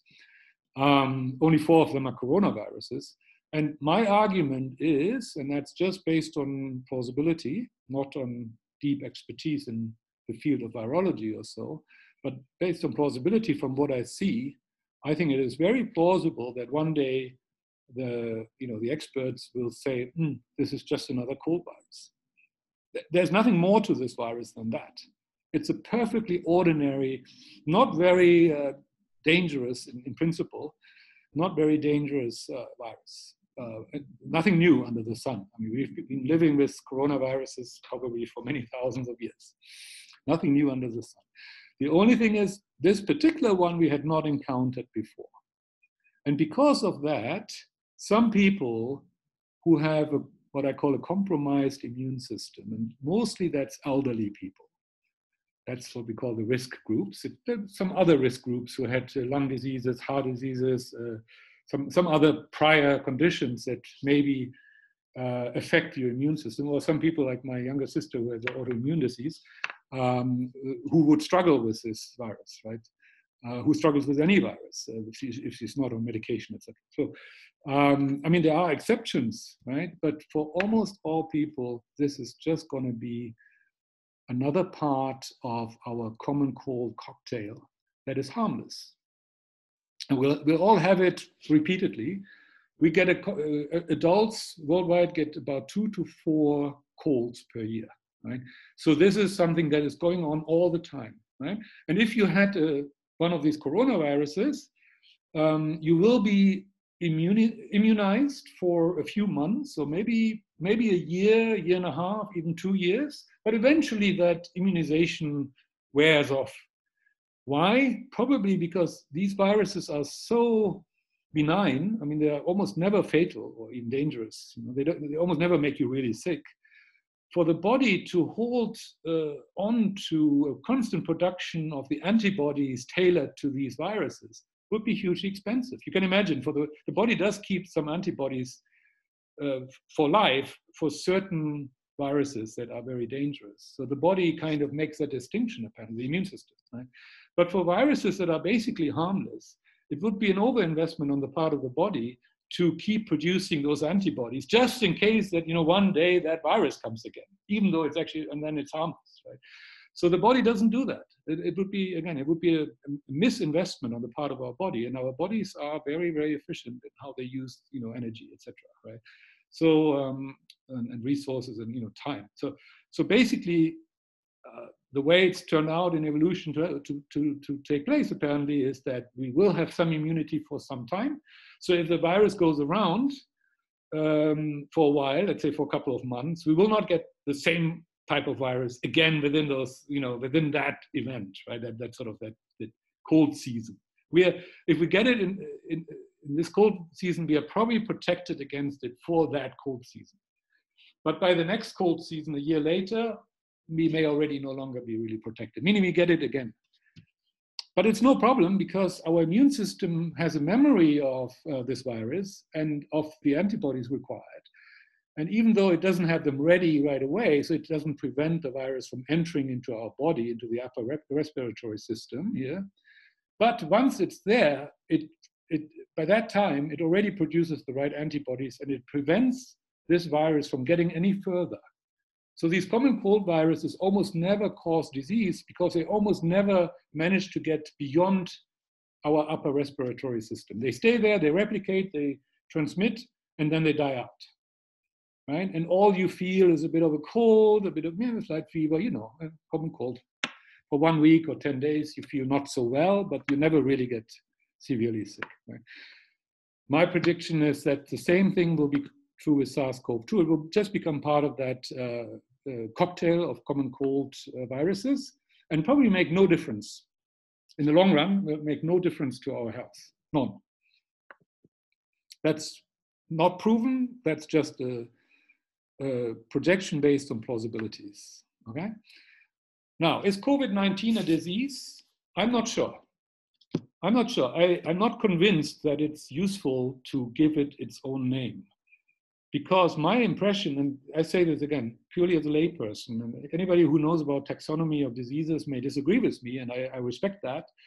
But as a layperson, I would say, or as a philosopher, I would say we only name things if they are really unique and there's a reason to name them something, right? Because this concept is unique and it demands its own name, right? Otherwise, we don't do that, right? And I'm not convinced that there is a unique disease related to this virus.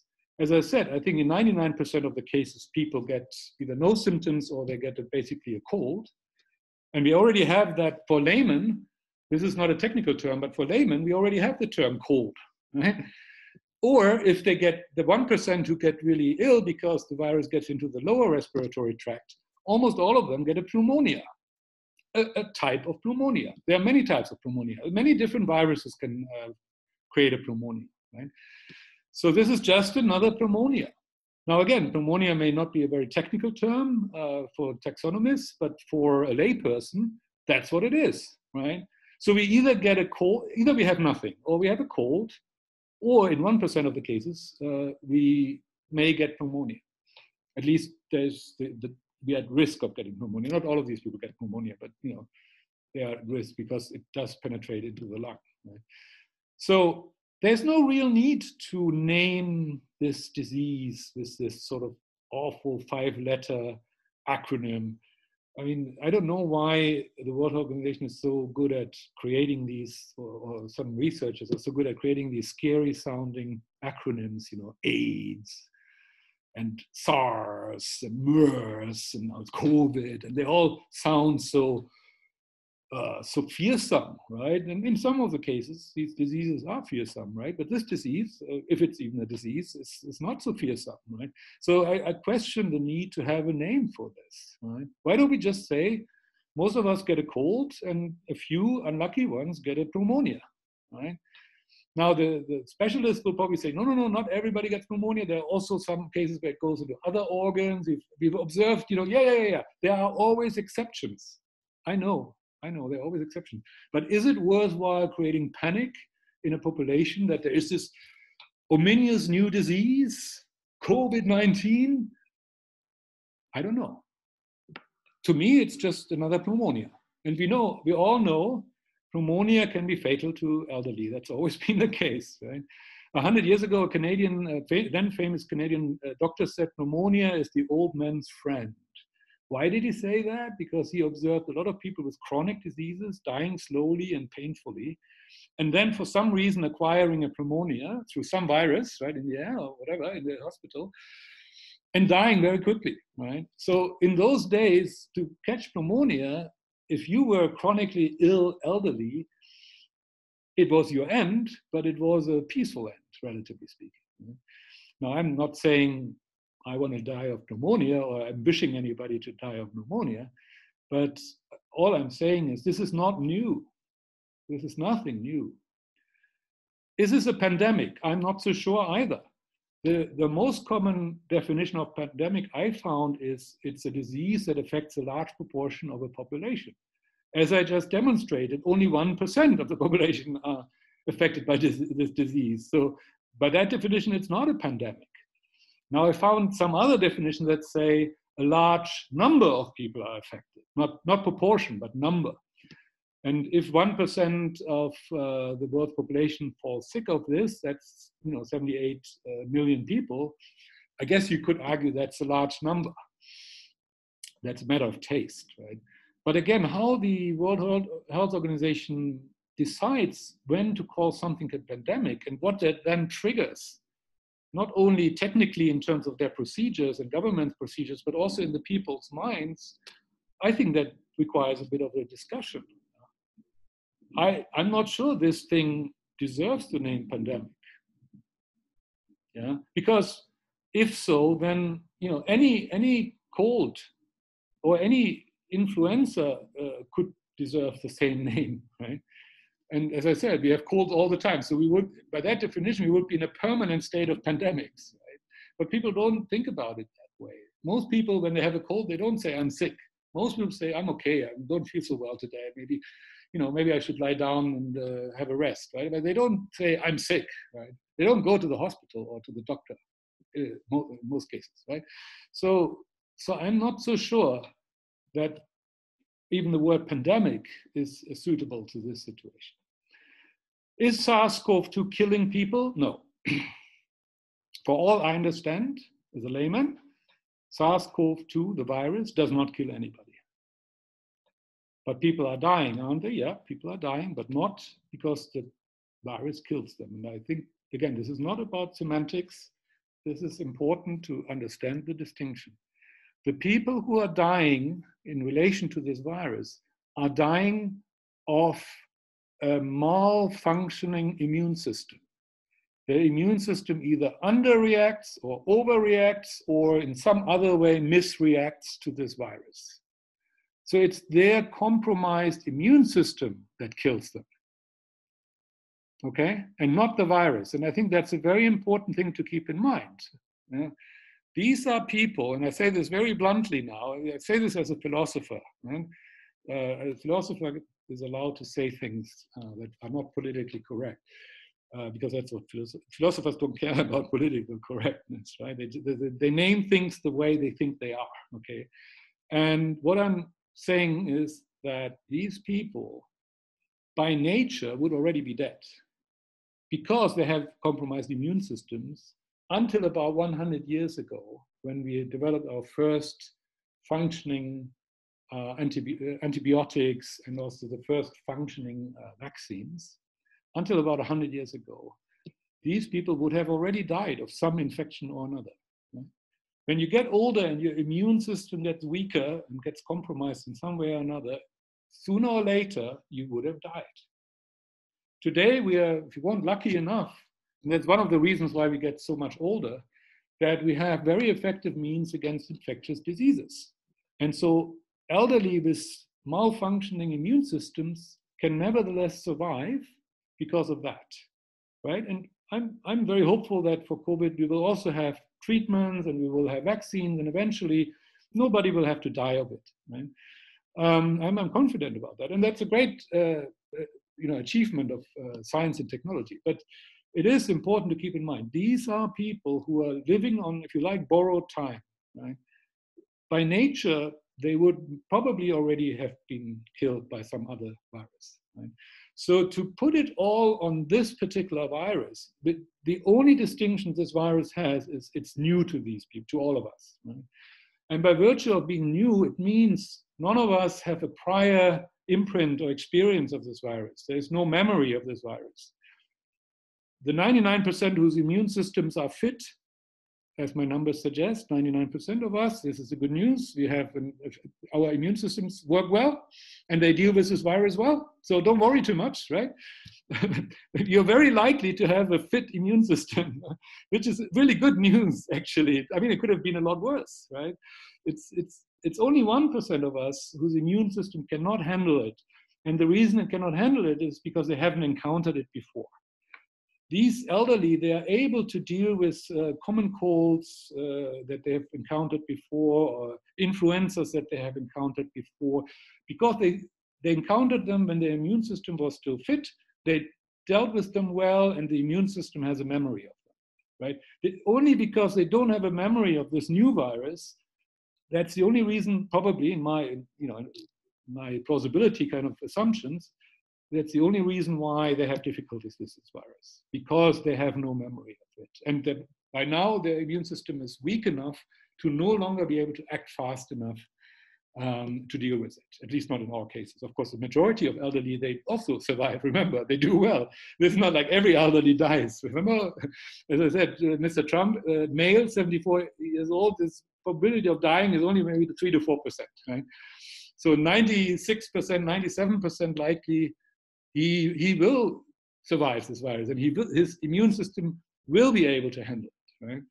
It may have difficulties, he may need breathing support, but in the end of the day, almost all of us, this is the great news, almost all of us can handle this virus.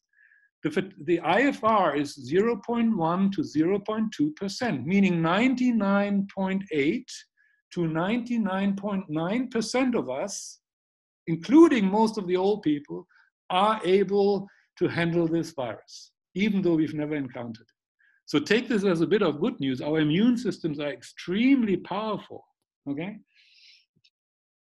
So, but I want you to remember, the virus does not kill people. It's their immune system, for some reason, misfiring that leads to the complications of which they then ultimately die. And I'm not counting those government policies here that I said earlier killed a lot of people. One of the biggest killers in this whole thing may turn out to be our governments. Do we have to control the spread of the virus? Not really. Not really. Given all of what I said, it doesn't really make a lot of sense to control the spread. I think there are two good reasons that were named early on by governments why they wanted to control the spread. One, they wanted to protect the healthcare system from overflowing. And that can locally happen if there's not enough capacity locally with ventilators and ICU capacity, etc. And they get a lot of cases in one location, maybe because they're very elderly population in that location, then of course you need to make sure that your capacities don't overflow, because the saddest thing in the world is if someone dies because we didn't have the capacity to help them. Right? That is the saddest thing, and nobody wants that. Right? So it's quite understandable if governments say we need to protect our healthcare system. But actually, if you look at the data, there have not been many cases in which we really got into that situation. There were some cases in Italy, there were some cases in France, they shipped people by TGV and by airplane over to Germany to distribute because they had too many cases at once in the early stage. But then we do that. Well, then we put them on a train or we put them on a plane and fly them to another hospital. Right? Then we do that. It doesn't mean we have to lock down the whole country. That's nonsense, right?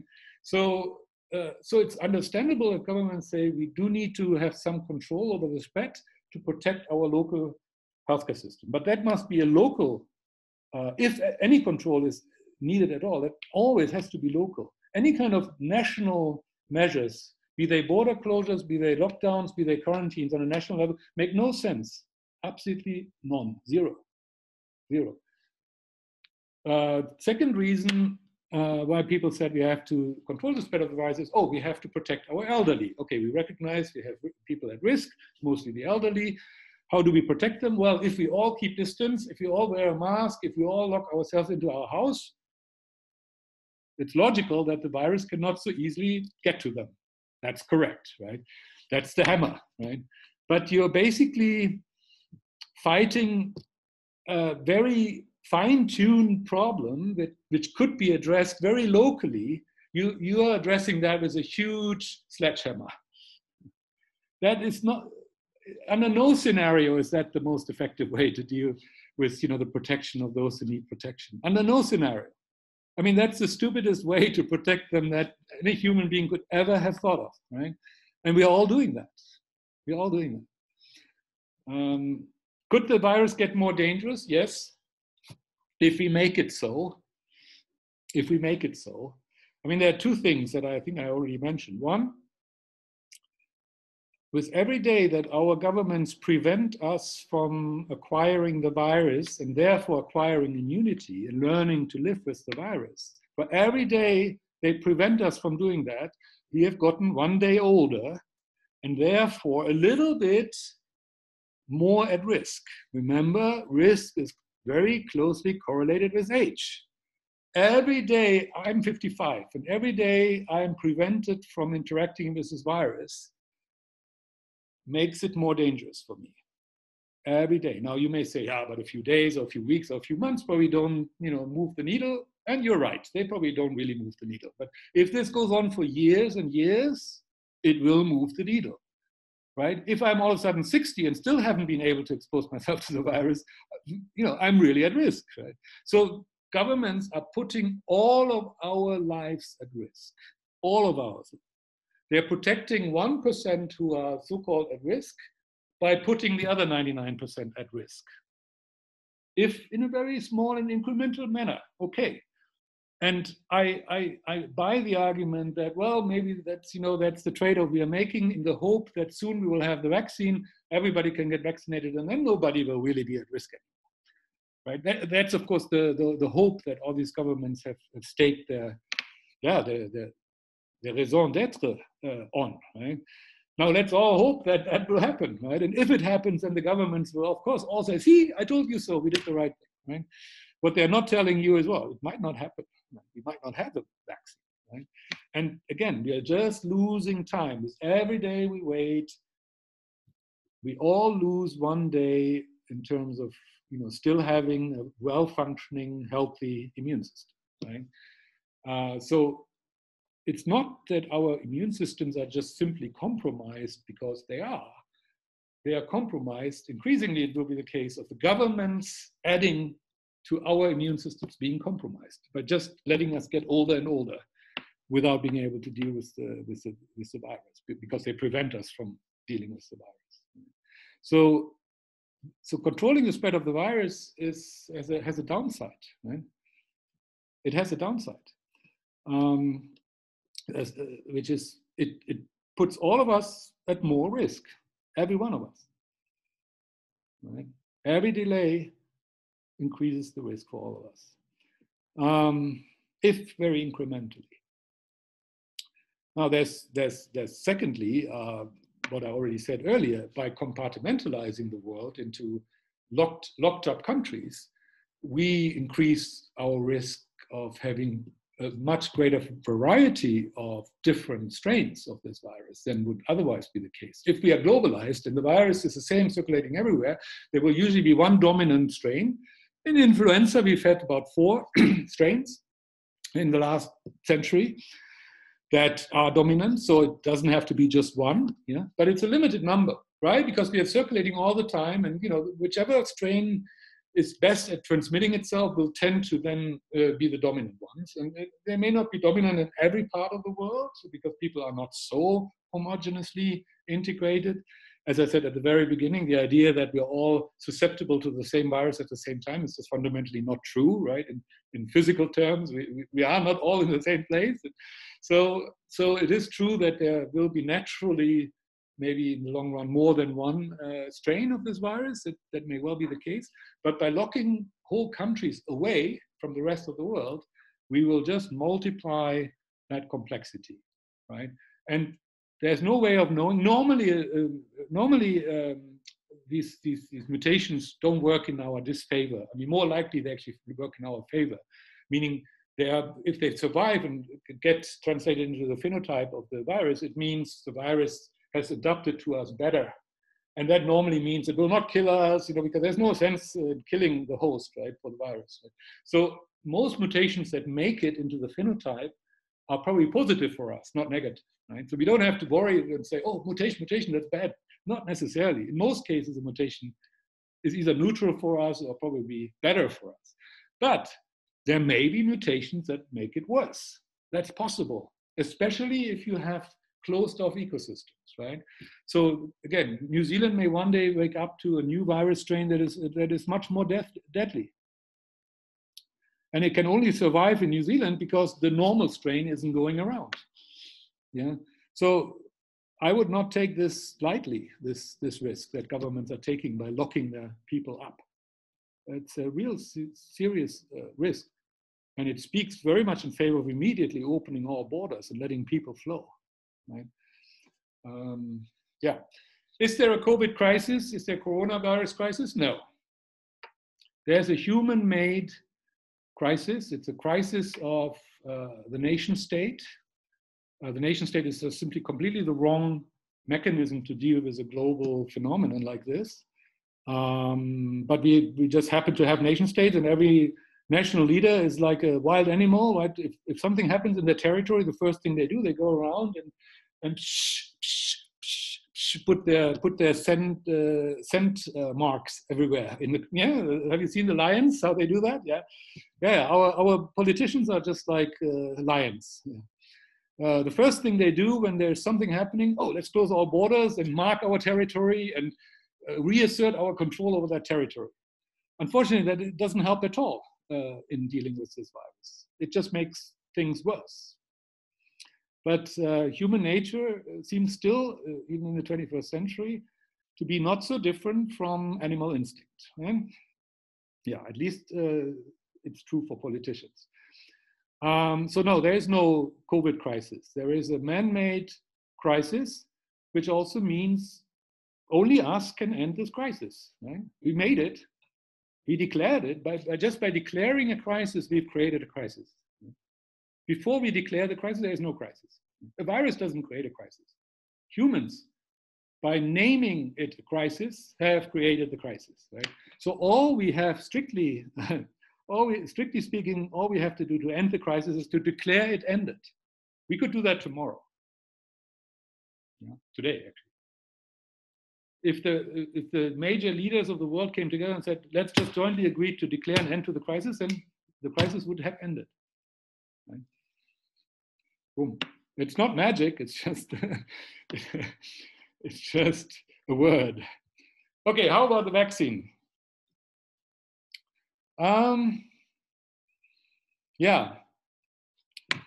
So common thinking at the moment that I hear on the street. I hardly go out of my house actually, so I'm not really on the street. But what I hear is that a lot of people have high expectations that within Q1 of next year, vaccines, either one or several, will become available. And people recognize not in full quantities yet, that will take some time, but they will start becoming available. Right? And a lot of people seem to be, at least that I listen to, seem to have sort of mid next year in their mind as a sort of a turning point.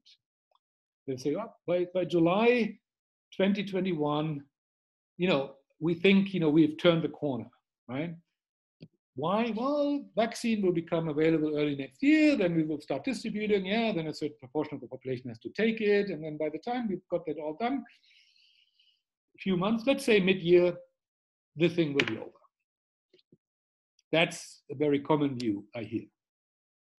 Yeah? Okay, let's take that assumption and say, okay, let's assume vaccine becomes available in the first quarter, it starts being distributed, and does it mean we will be in early spring scenario by mid next year, getting back to normal?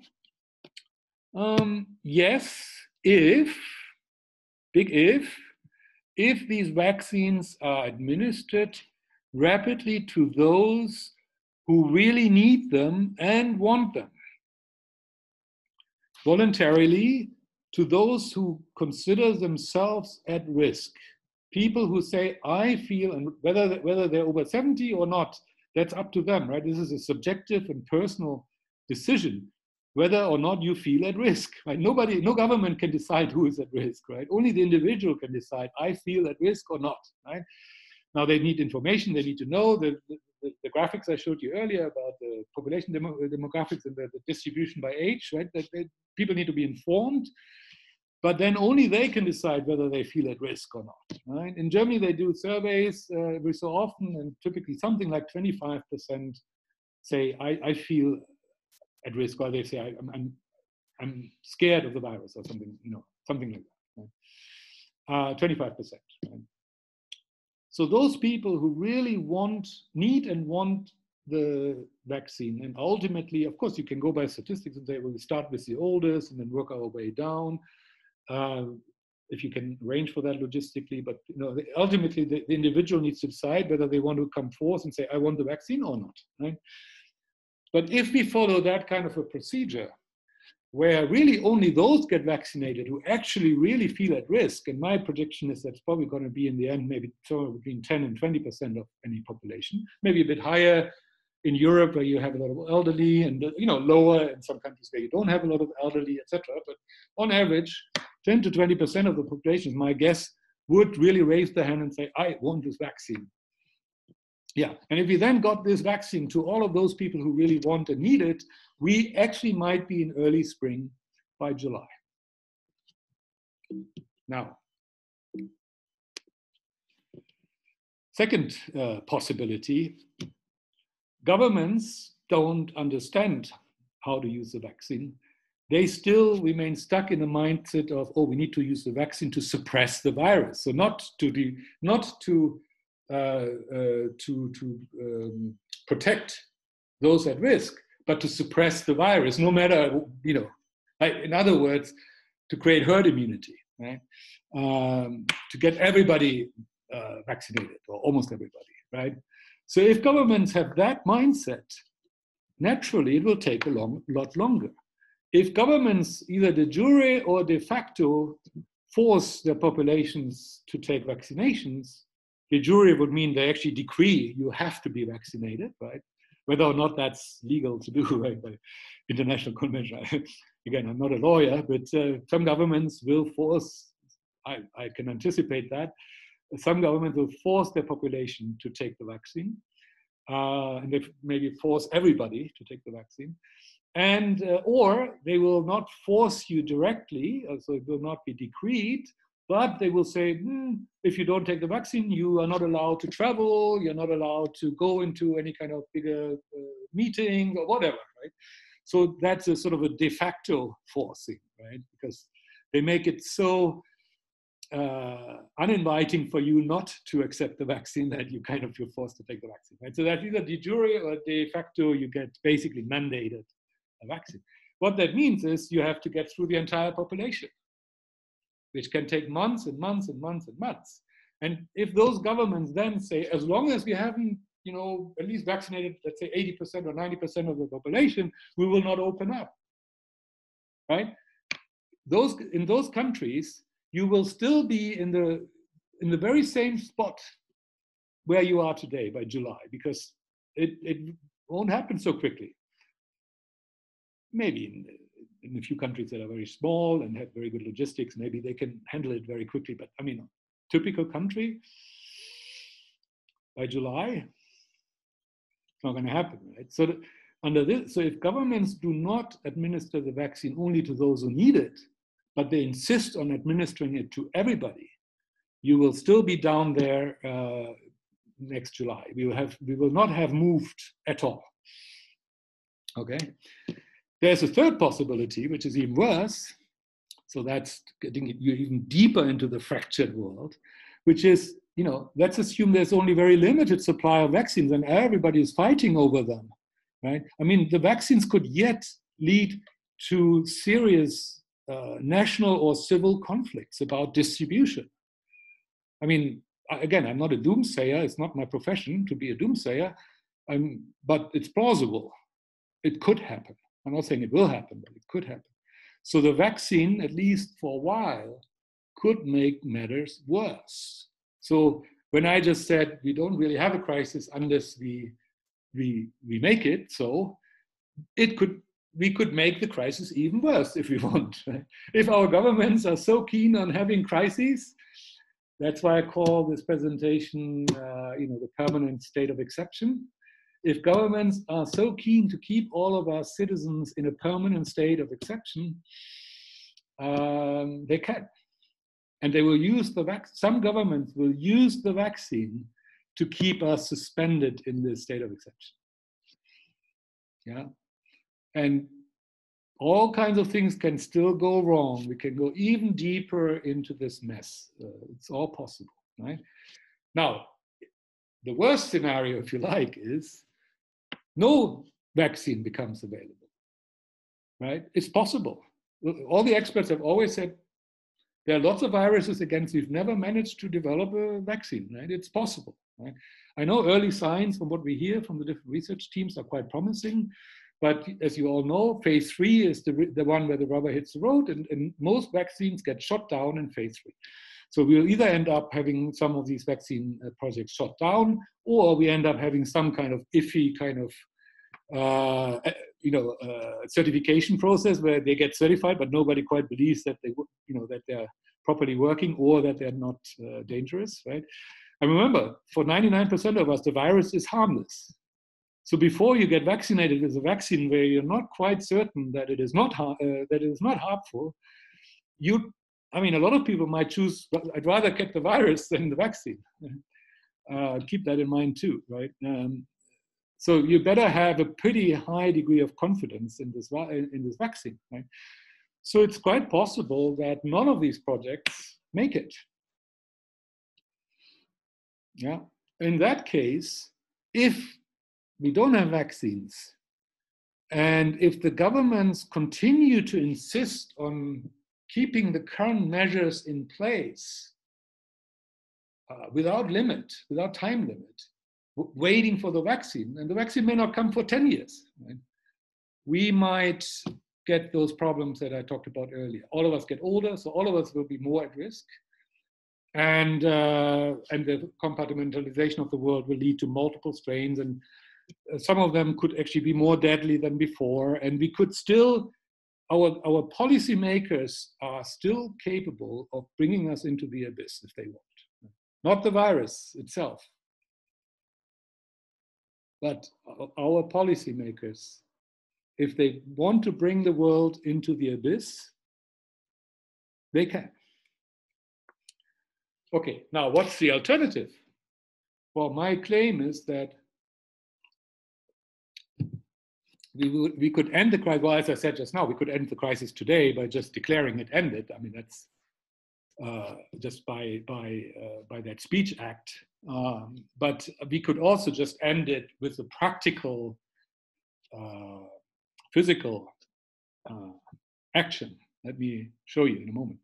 So if you first of all, take the vaccine that everybody is betting on, the expected efficacy of the vaccine, it will be minimum 50% because the CDC in the US and the World Health Organization and others have said if the efficacy is not at least 50%, they will not certify it. Right? So it will be, if we have a vaccine, we'll probably have at least 50%. And a lot of experts say, yeah, it could range up to 80%. It could even be higher. There's some vaccines that are very highly effective, close to 100%. But there are also vaccines that are much lower than that. So I put here 50 to 80% plus is maybe sort of the plausible range that we should think of. What does it mean? What does it mean? Well, it depends on what you mean by efficacy, right? And that's where the troubles start. Even the experts, even when you read the publications by the experts, they don't seem to agree on what it means. Does it mean it's effective in preventing you from the infection? Or does it mean it's effective in preventing you from acquiring the serious disease? Does it prevent the 100% case or the 1% case, in other words, that I talked about, right? Big difference, right? My argument would be, it doesn't matter how effective it is against the actual infection, because the infection itself is not dangerous. Right? As long as the vaccine allows a person, let's say an elderly person, to boost their immune system in such a way that they're extremely unlikely to get severely ill, then that's wonderful. That's all we need. We don't actually need a vaccine that prevents us from being infected. Right? But this distinction, people are not making. And even those so-called experts are not making that distinction. They don't understand, or maybe some of the experts in their papers do, but when they then give those papers to the politicians don't understand that distinction. Now, there are lots of issues around the vaccine that you should keep in mind. Of course, safety, availability, logistics. Some of the vaccines under development might need, cooling across the entire supply chain. So, I mean, in a developed country, that may be no problem, but in a not so developed country, that may be a big problem. So some of these vaccines logistically may not really work in many parts of the world, okay? Then, as I just said, definition of efficacy is unclear, and one has to be really clear what actually all we need is a vaccine that prevents disease. We don't actually need a vaccine that prevents infection. Now, if the vaccine prevents infection effectively, that's great, because of course, if you're not infected, you will not have the disease, right? Cool, but it's not necessary that it is effective in preventing infection. as long as it prevents the disease, right? Meaning not the first order infection, but the sort of the spread from the upper into the lower respiratory system. That needs to be prevented. That's the key, right? Whether you prevent it sort of here or only here, it's actually, that's secondary. Yeah. But the politicians don't talk about that, or they don't understand that minor distinction, which actually is the distinction that really matters. Anyways, depending on the vaccine, you may need 2 shots rather than 1, meaning there will be some yield loss, right? Because as we know, people may take the first shot and then for whatever reason, they don't show up for the second shot, and already they're not really effectively protected. Or, you know, the other thing is, just like the virus itself, the immunity may not last very long, maybe 1 year, meaning to really be effectively protected, you would have to go every year and get a new shot. How many people are going to do that? Not that many people, right? My mom is 84, and she just last year had the first time in her life an influenza vaccination, because a doctor really pushed her. Said, Frau Goertz, we now have a great vaccine. They cover all 4 strains. Really cool stuff. Take it. And then finally, okay, I take it. First time in her life, right? 84, right? I mean, not many people, if this has to be taken every year to keep up that full protection, a lot of people will want it in the first year, and then a few people will want it in the second year, and then by the third year, nobody will want it. Right? Yeah, so, which is fine, because by that time, the virus anyways has probably lost most of its potency anyways, right? So it's not really a problem, but I'm just listing to you, you know, the virus is, the vaccine is not a panacea. It's not something that, oh, it will be there and everything is solved, right? There are lots of issues around these vaccines, depending on which one it is. We may have multiple vaccines, great. Some will work to protect you from infection. Others may just work to protect you from disease. And maybe you have a combination thereof. I mean, we may have beautiful things. I'm not a pessimist by nature. There may be beautiful things coming out of this research, right? But they may not. Yeah. It may give people a false sense of security. Oh, now I've vaccinated myself, so I can now, tralala, you know, especially the elderly, right? I can now behave, I don't need a mask, I don't need any social distancing because I'm vaccinated, right? Not realizing that the vaccination protection, you know, starts dropping off after a while, right? And people just forget, oh yeah, I should get this boost, but I can do it next year, right? And, you know, before you know it, you're no longer protected, right? So vaccination can give you a false sense of protection. Again, these are theoretical problems. I don't want to overemphasize the problems. I mean, if we get a vaccination that even halfway works, that will be a good thing, provided the government know what to do with it, right? As I said on the previous chart, that's the biggest problem we have. The biggest problem around the vaccine is that if governments abuse it, right? The vaccine itself is not so problematic. We either have it or not, and, you know, one way or another, we'll get through this anyways. But whether governments will, having used the virus to abuse us, whether they will now take the vaccine to abuse us again, right? That's really the question. Right? So here's my quick and dirty and simple and effective solution. So supply surgical masks to all of those people who feel they're at risk and who want it, right? A surgical mask has a very high degree of efficacy against droplets. And the current assumption is that about 50% of all transmissions happen via droplets, okay? For those 50% of all cases of transmission, surgical masks have almost 100% efficacy, if you wear them properly, over the nose and the mouth. Yeah. Now, there are another 50% of cases that come from aerosols and from smear. And aerosols will only be partially held back by the surgical mask, so that they are not as effective against aerosols because they're very, very tiny particles as they are against droplets. And against smear, they are probably not really effective because, you know, smear is, you know, from the surfaces, and then maybe you touch your eye or you touch your mouth. And the jury is out. When you're wearing a mask, do you touch your mouth more or less? I think that, I haven't seen very good research on that. You could imagine either, right? Because you keep, you know, working on your mask, it may actually be that you touch yourself more often than you would normally. Right? But it could also be because you have the mask in front that you don't touch yourself as often. I really don't know the answer, right? So in my little assumption here, I'm just saying smear infections are not affected. They remain the same. So a surgical mask is not a protection against smear infections, right? But they only account for roughly, this is the thinking I found somewhere in the data, about 5% of the cases, right? So they are quite negligible, right? So the main cases are droplets, which are very effectively held back by this, and aerosols, which are at least partially held back. And my best guess is that the efficacy of surgical masks, if you actually wear them, is probably over 70%. And when it comes to severe infections, that are harmful, it may be well over 90%, because even if some aerosols come through into your upper respiratory system, the amount of virus on these aerosols will be quite insignificant. So they get into your body and they may cause an infection, but the sheer quantity of them will be very small, because aerosols are very small bodies, right? And they don't carry a lot of virus.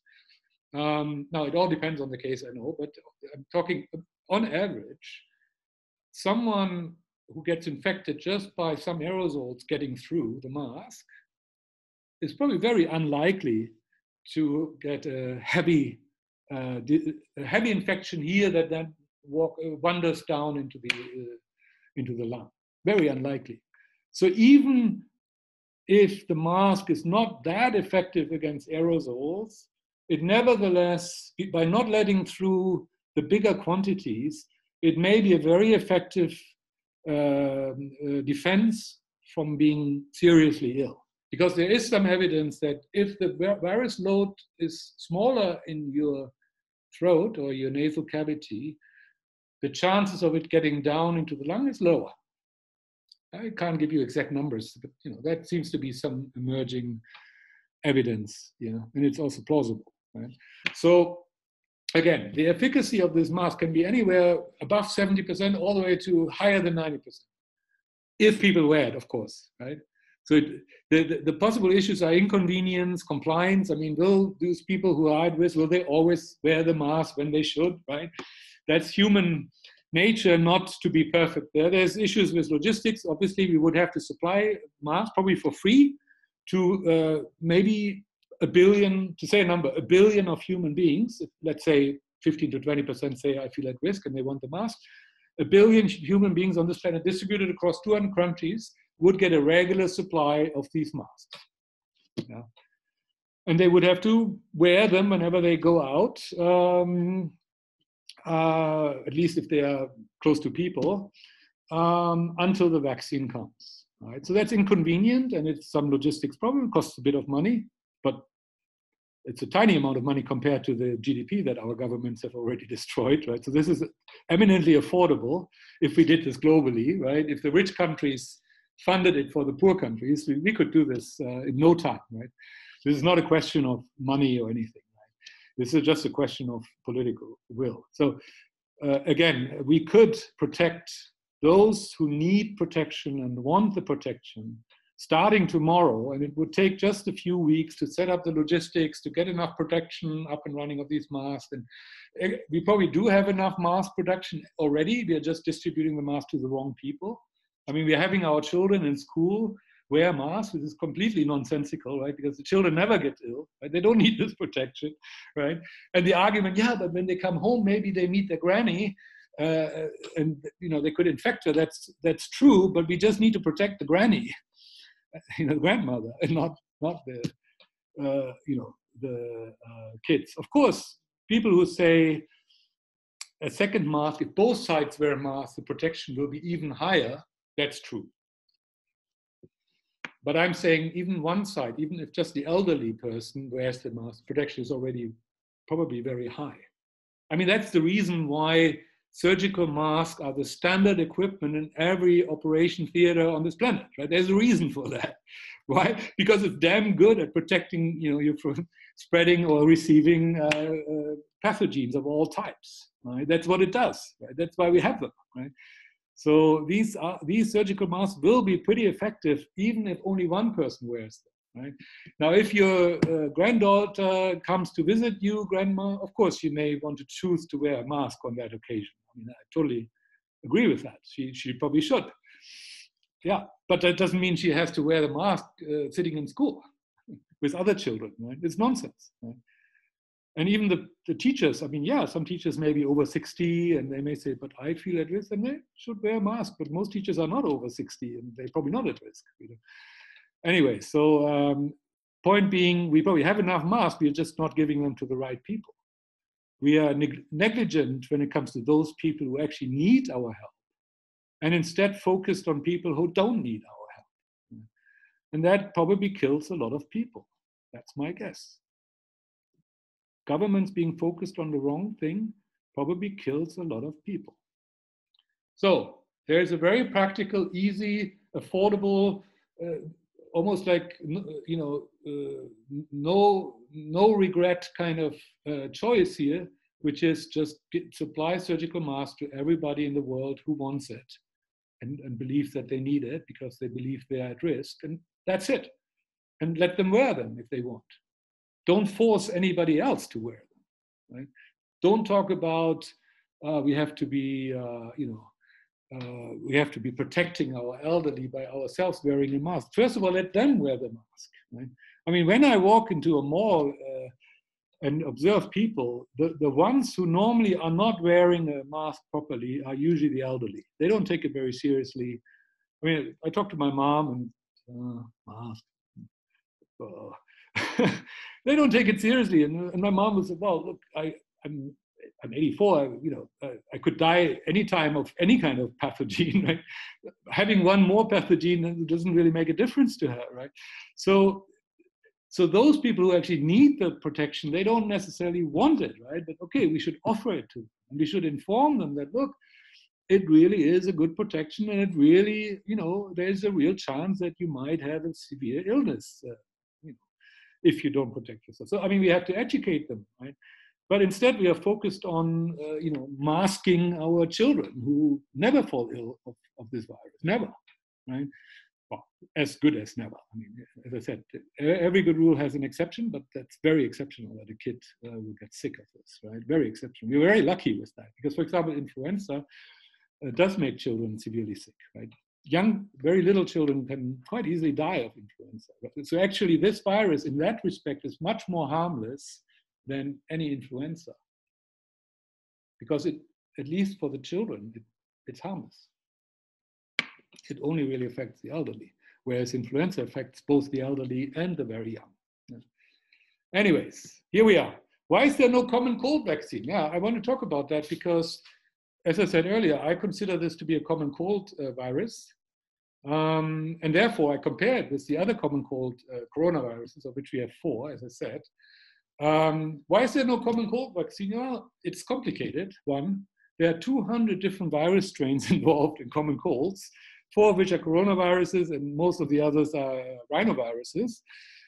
And secondly, because they don't need it. I mean, no company will invest heavily in a vaccination against a cold if a cold is, it's an inconvenience, of course, to have a cold, but no more than that, right? It's very rarely dangerous. The severe complications are rare. Yeah, very young and very old, immunosuppressed, like my younger sister that I mentioned, right, who almost died of a cold when she was in her late 20s. Why? Because her immune system all of a sudden went berserk, right? So it's not the cold virus that kills her, it's the immune system, as I said, right? But any virus, even the most harmless virus, can trigger an immune malreaction in someone who is already genetically predisposed towards this kind of a autoimmune condition, right? So any virus can do that, not limited to SARS-CoV-2. Any harmless cold virus can also do that in extreme and rare cases. Luckily, very rare cases. Right? So nobody will develop a vaccine, and nobody will want to take a vaccine against the cold. Okay, I have a cold, like every year, right?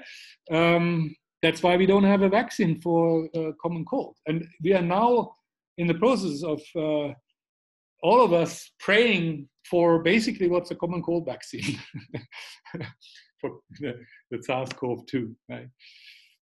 It's quite remarkable.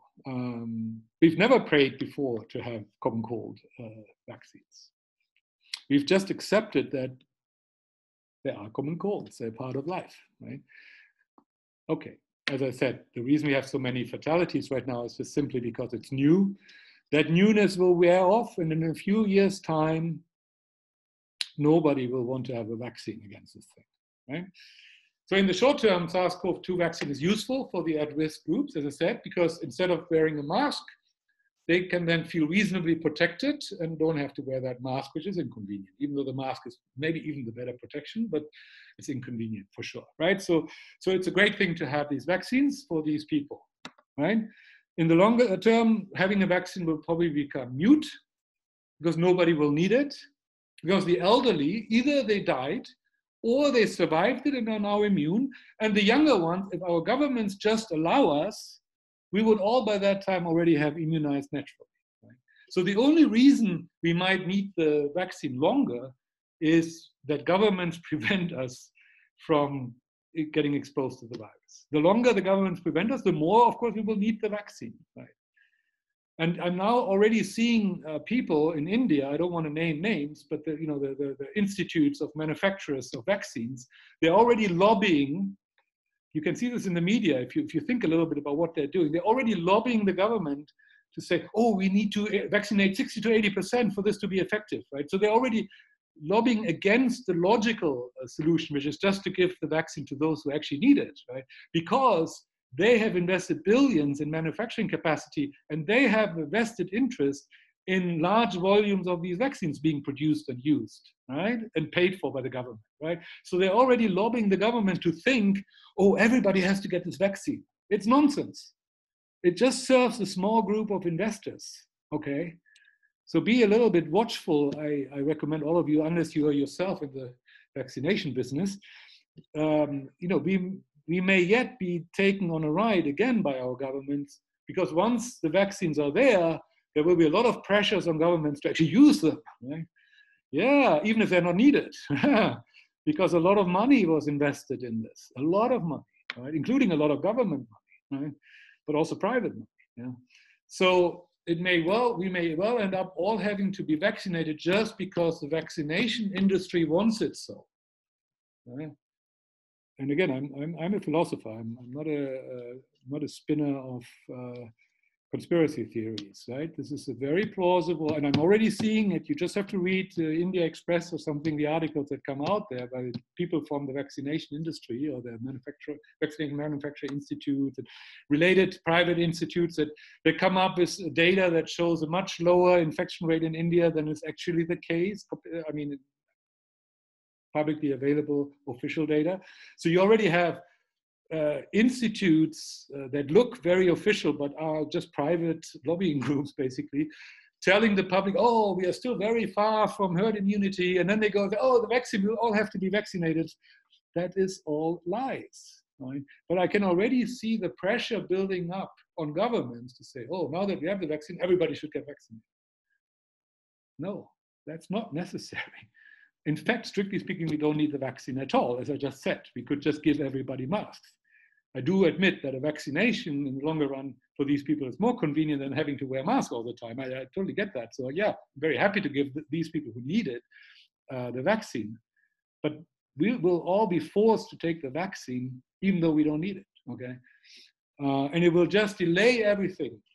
And it will put those of us who are not able to expose themselves to the virus just at more risk as time progresses.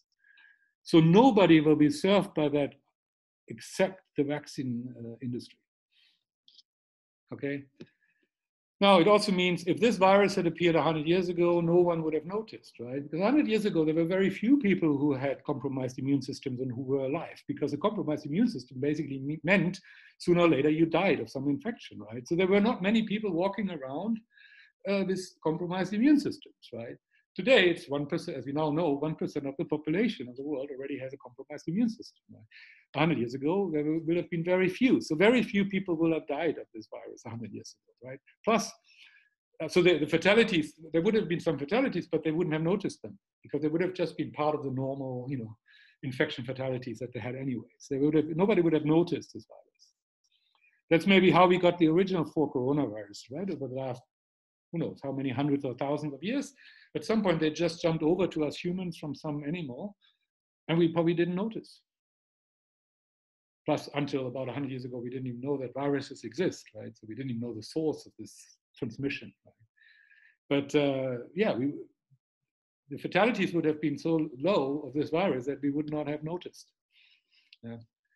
So I guess the final point here is science and technology can be a bane as well as a boon, right? I mean, we're all celebrating, oh, we are so able to deal with this virus and fight it, and we can trace and track, and we can isolate and test, and oh, let's do more testing and more testing and more testing, all this technology we throw at this virus.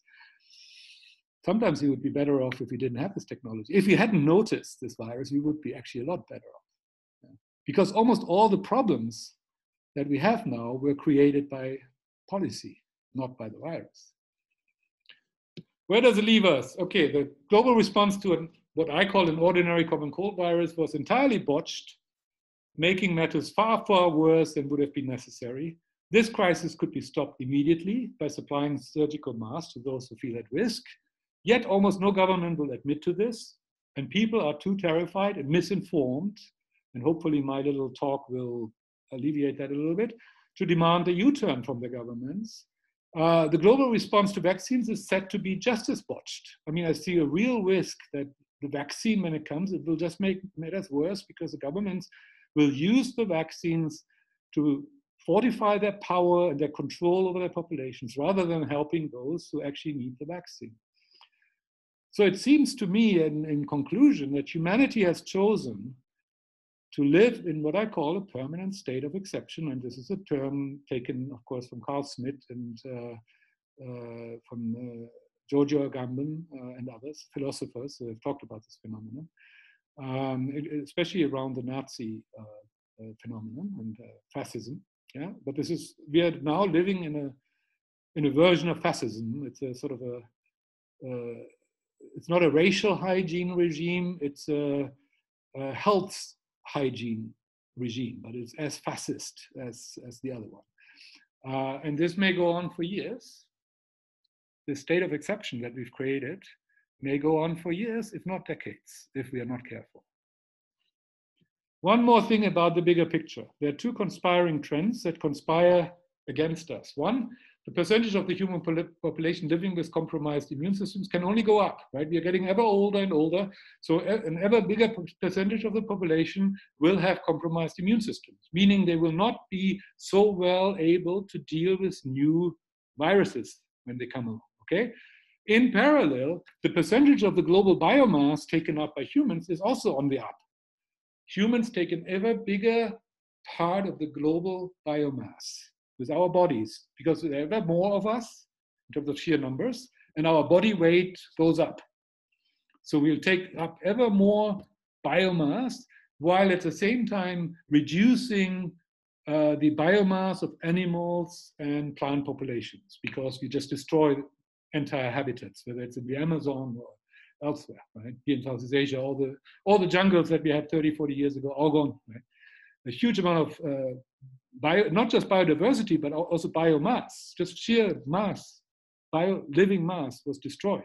So proportionally, humans take up an ever bigger part of the global biomass. Now, there are a few million types of viruses on this planet, and they all have to live on either animals or plants. As you know, a virus cannot replicate outside a cell, either plant or animal or human cell, right? So all these millions of viruses live on either plant or animal cells. If we destroy those ecosystems and at the same time offer them ourselves ever more prominently as an ecosystem, the cases of viruses jumping from some animal over to us can only increase, right? So we have these two trends where both we force ever more viruses to jump over to us because they have no other choice, because we're destroying their ecosystems. And at the same time, we become ever less capable of handling them, right? So you can see how this becomes a nightmare eventually for humanity.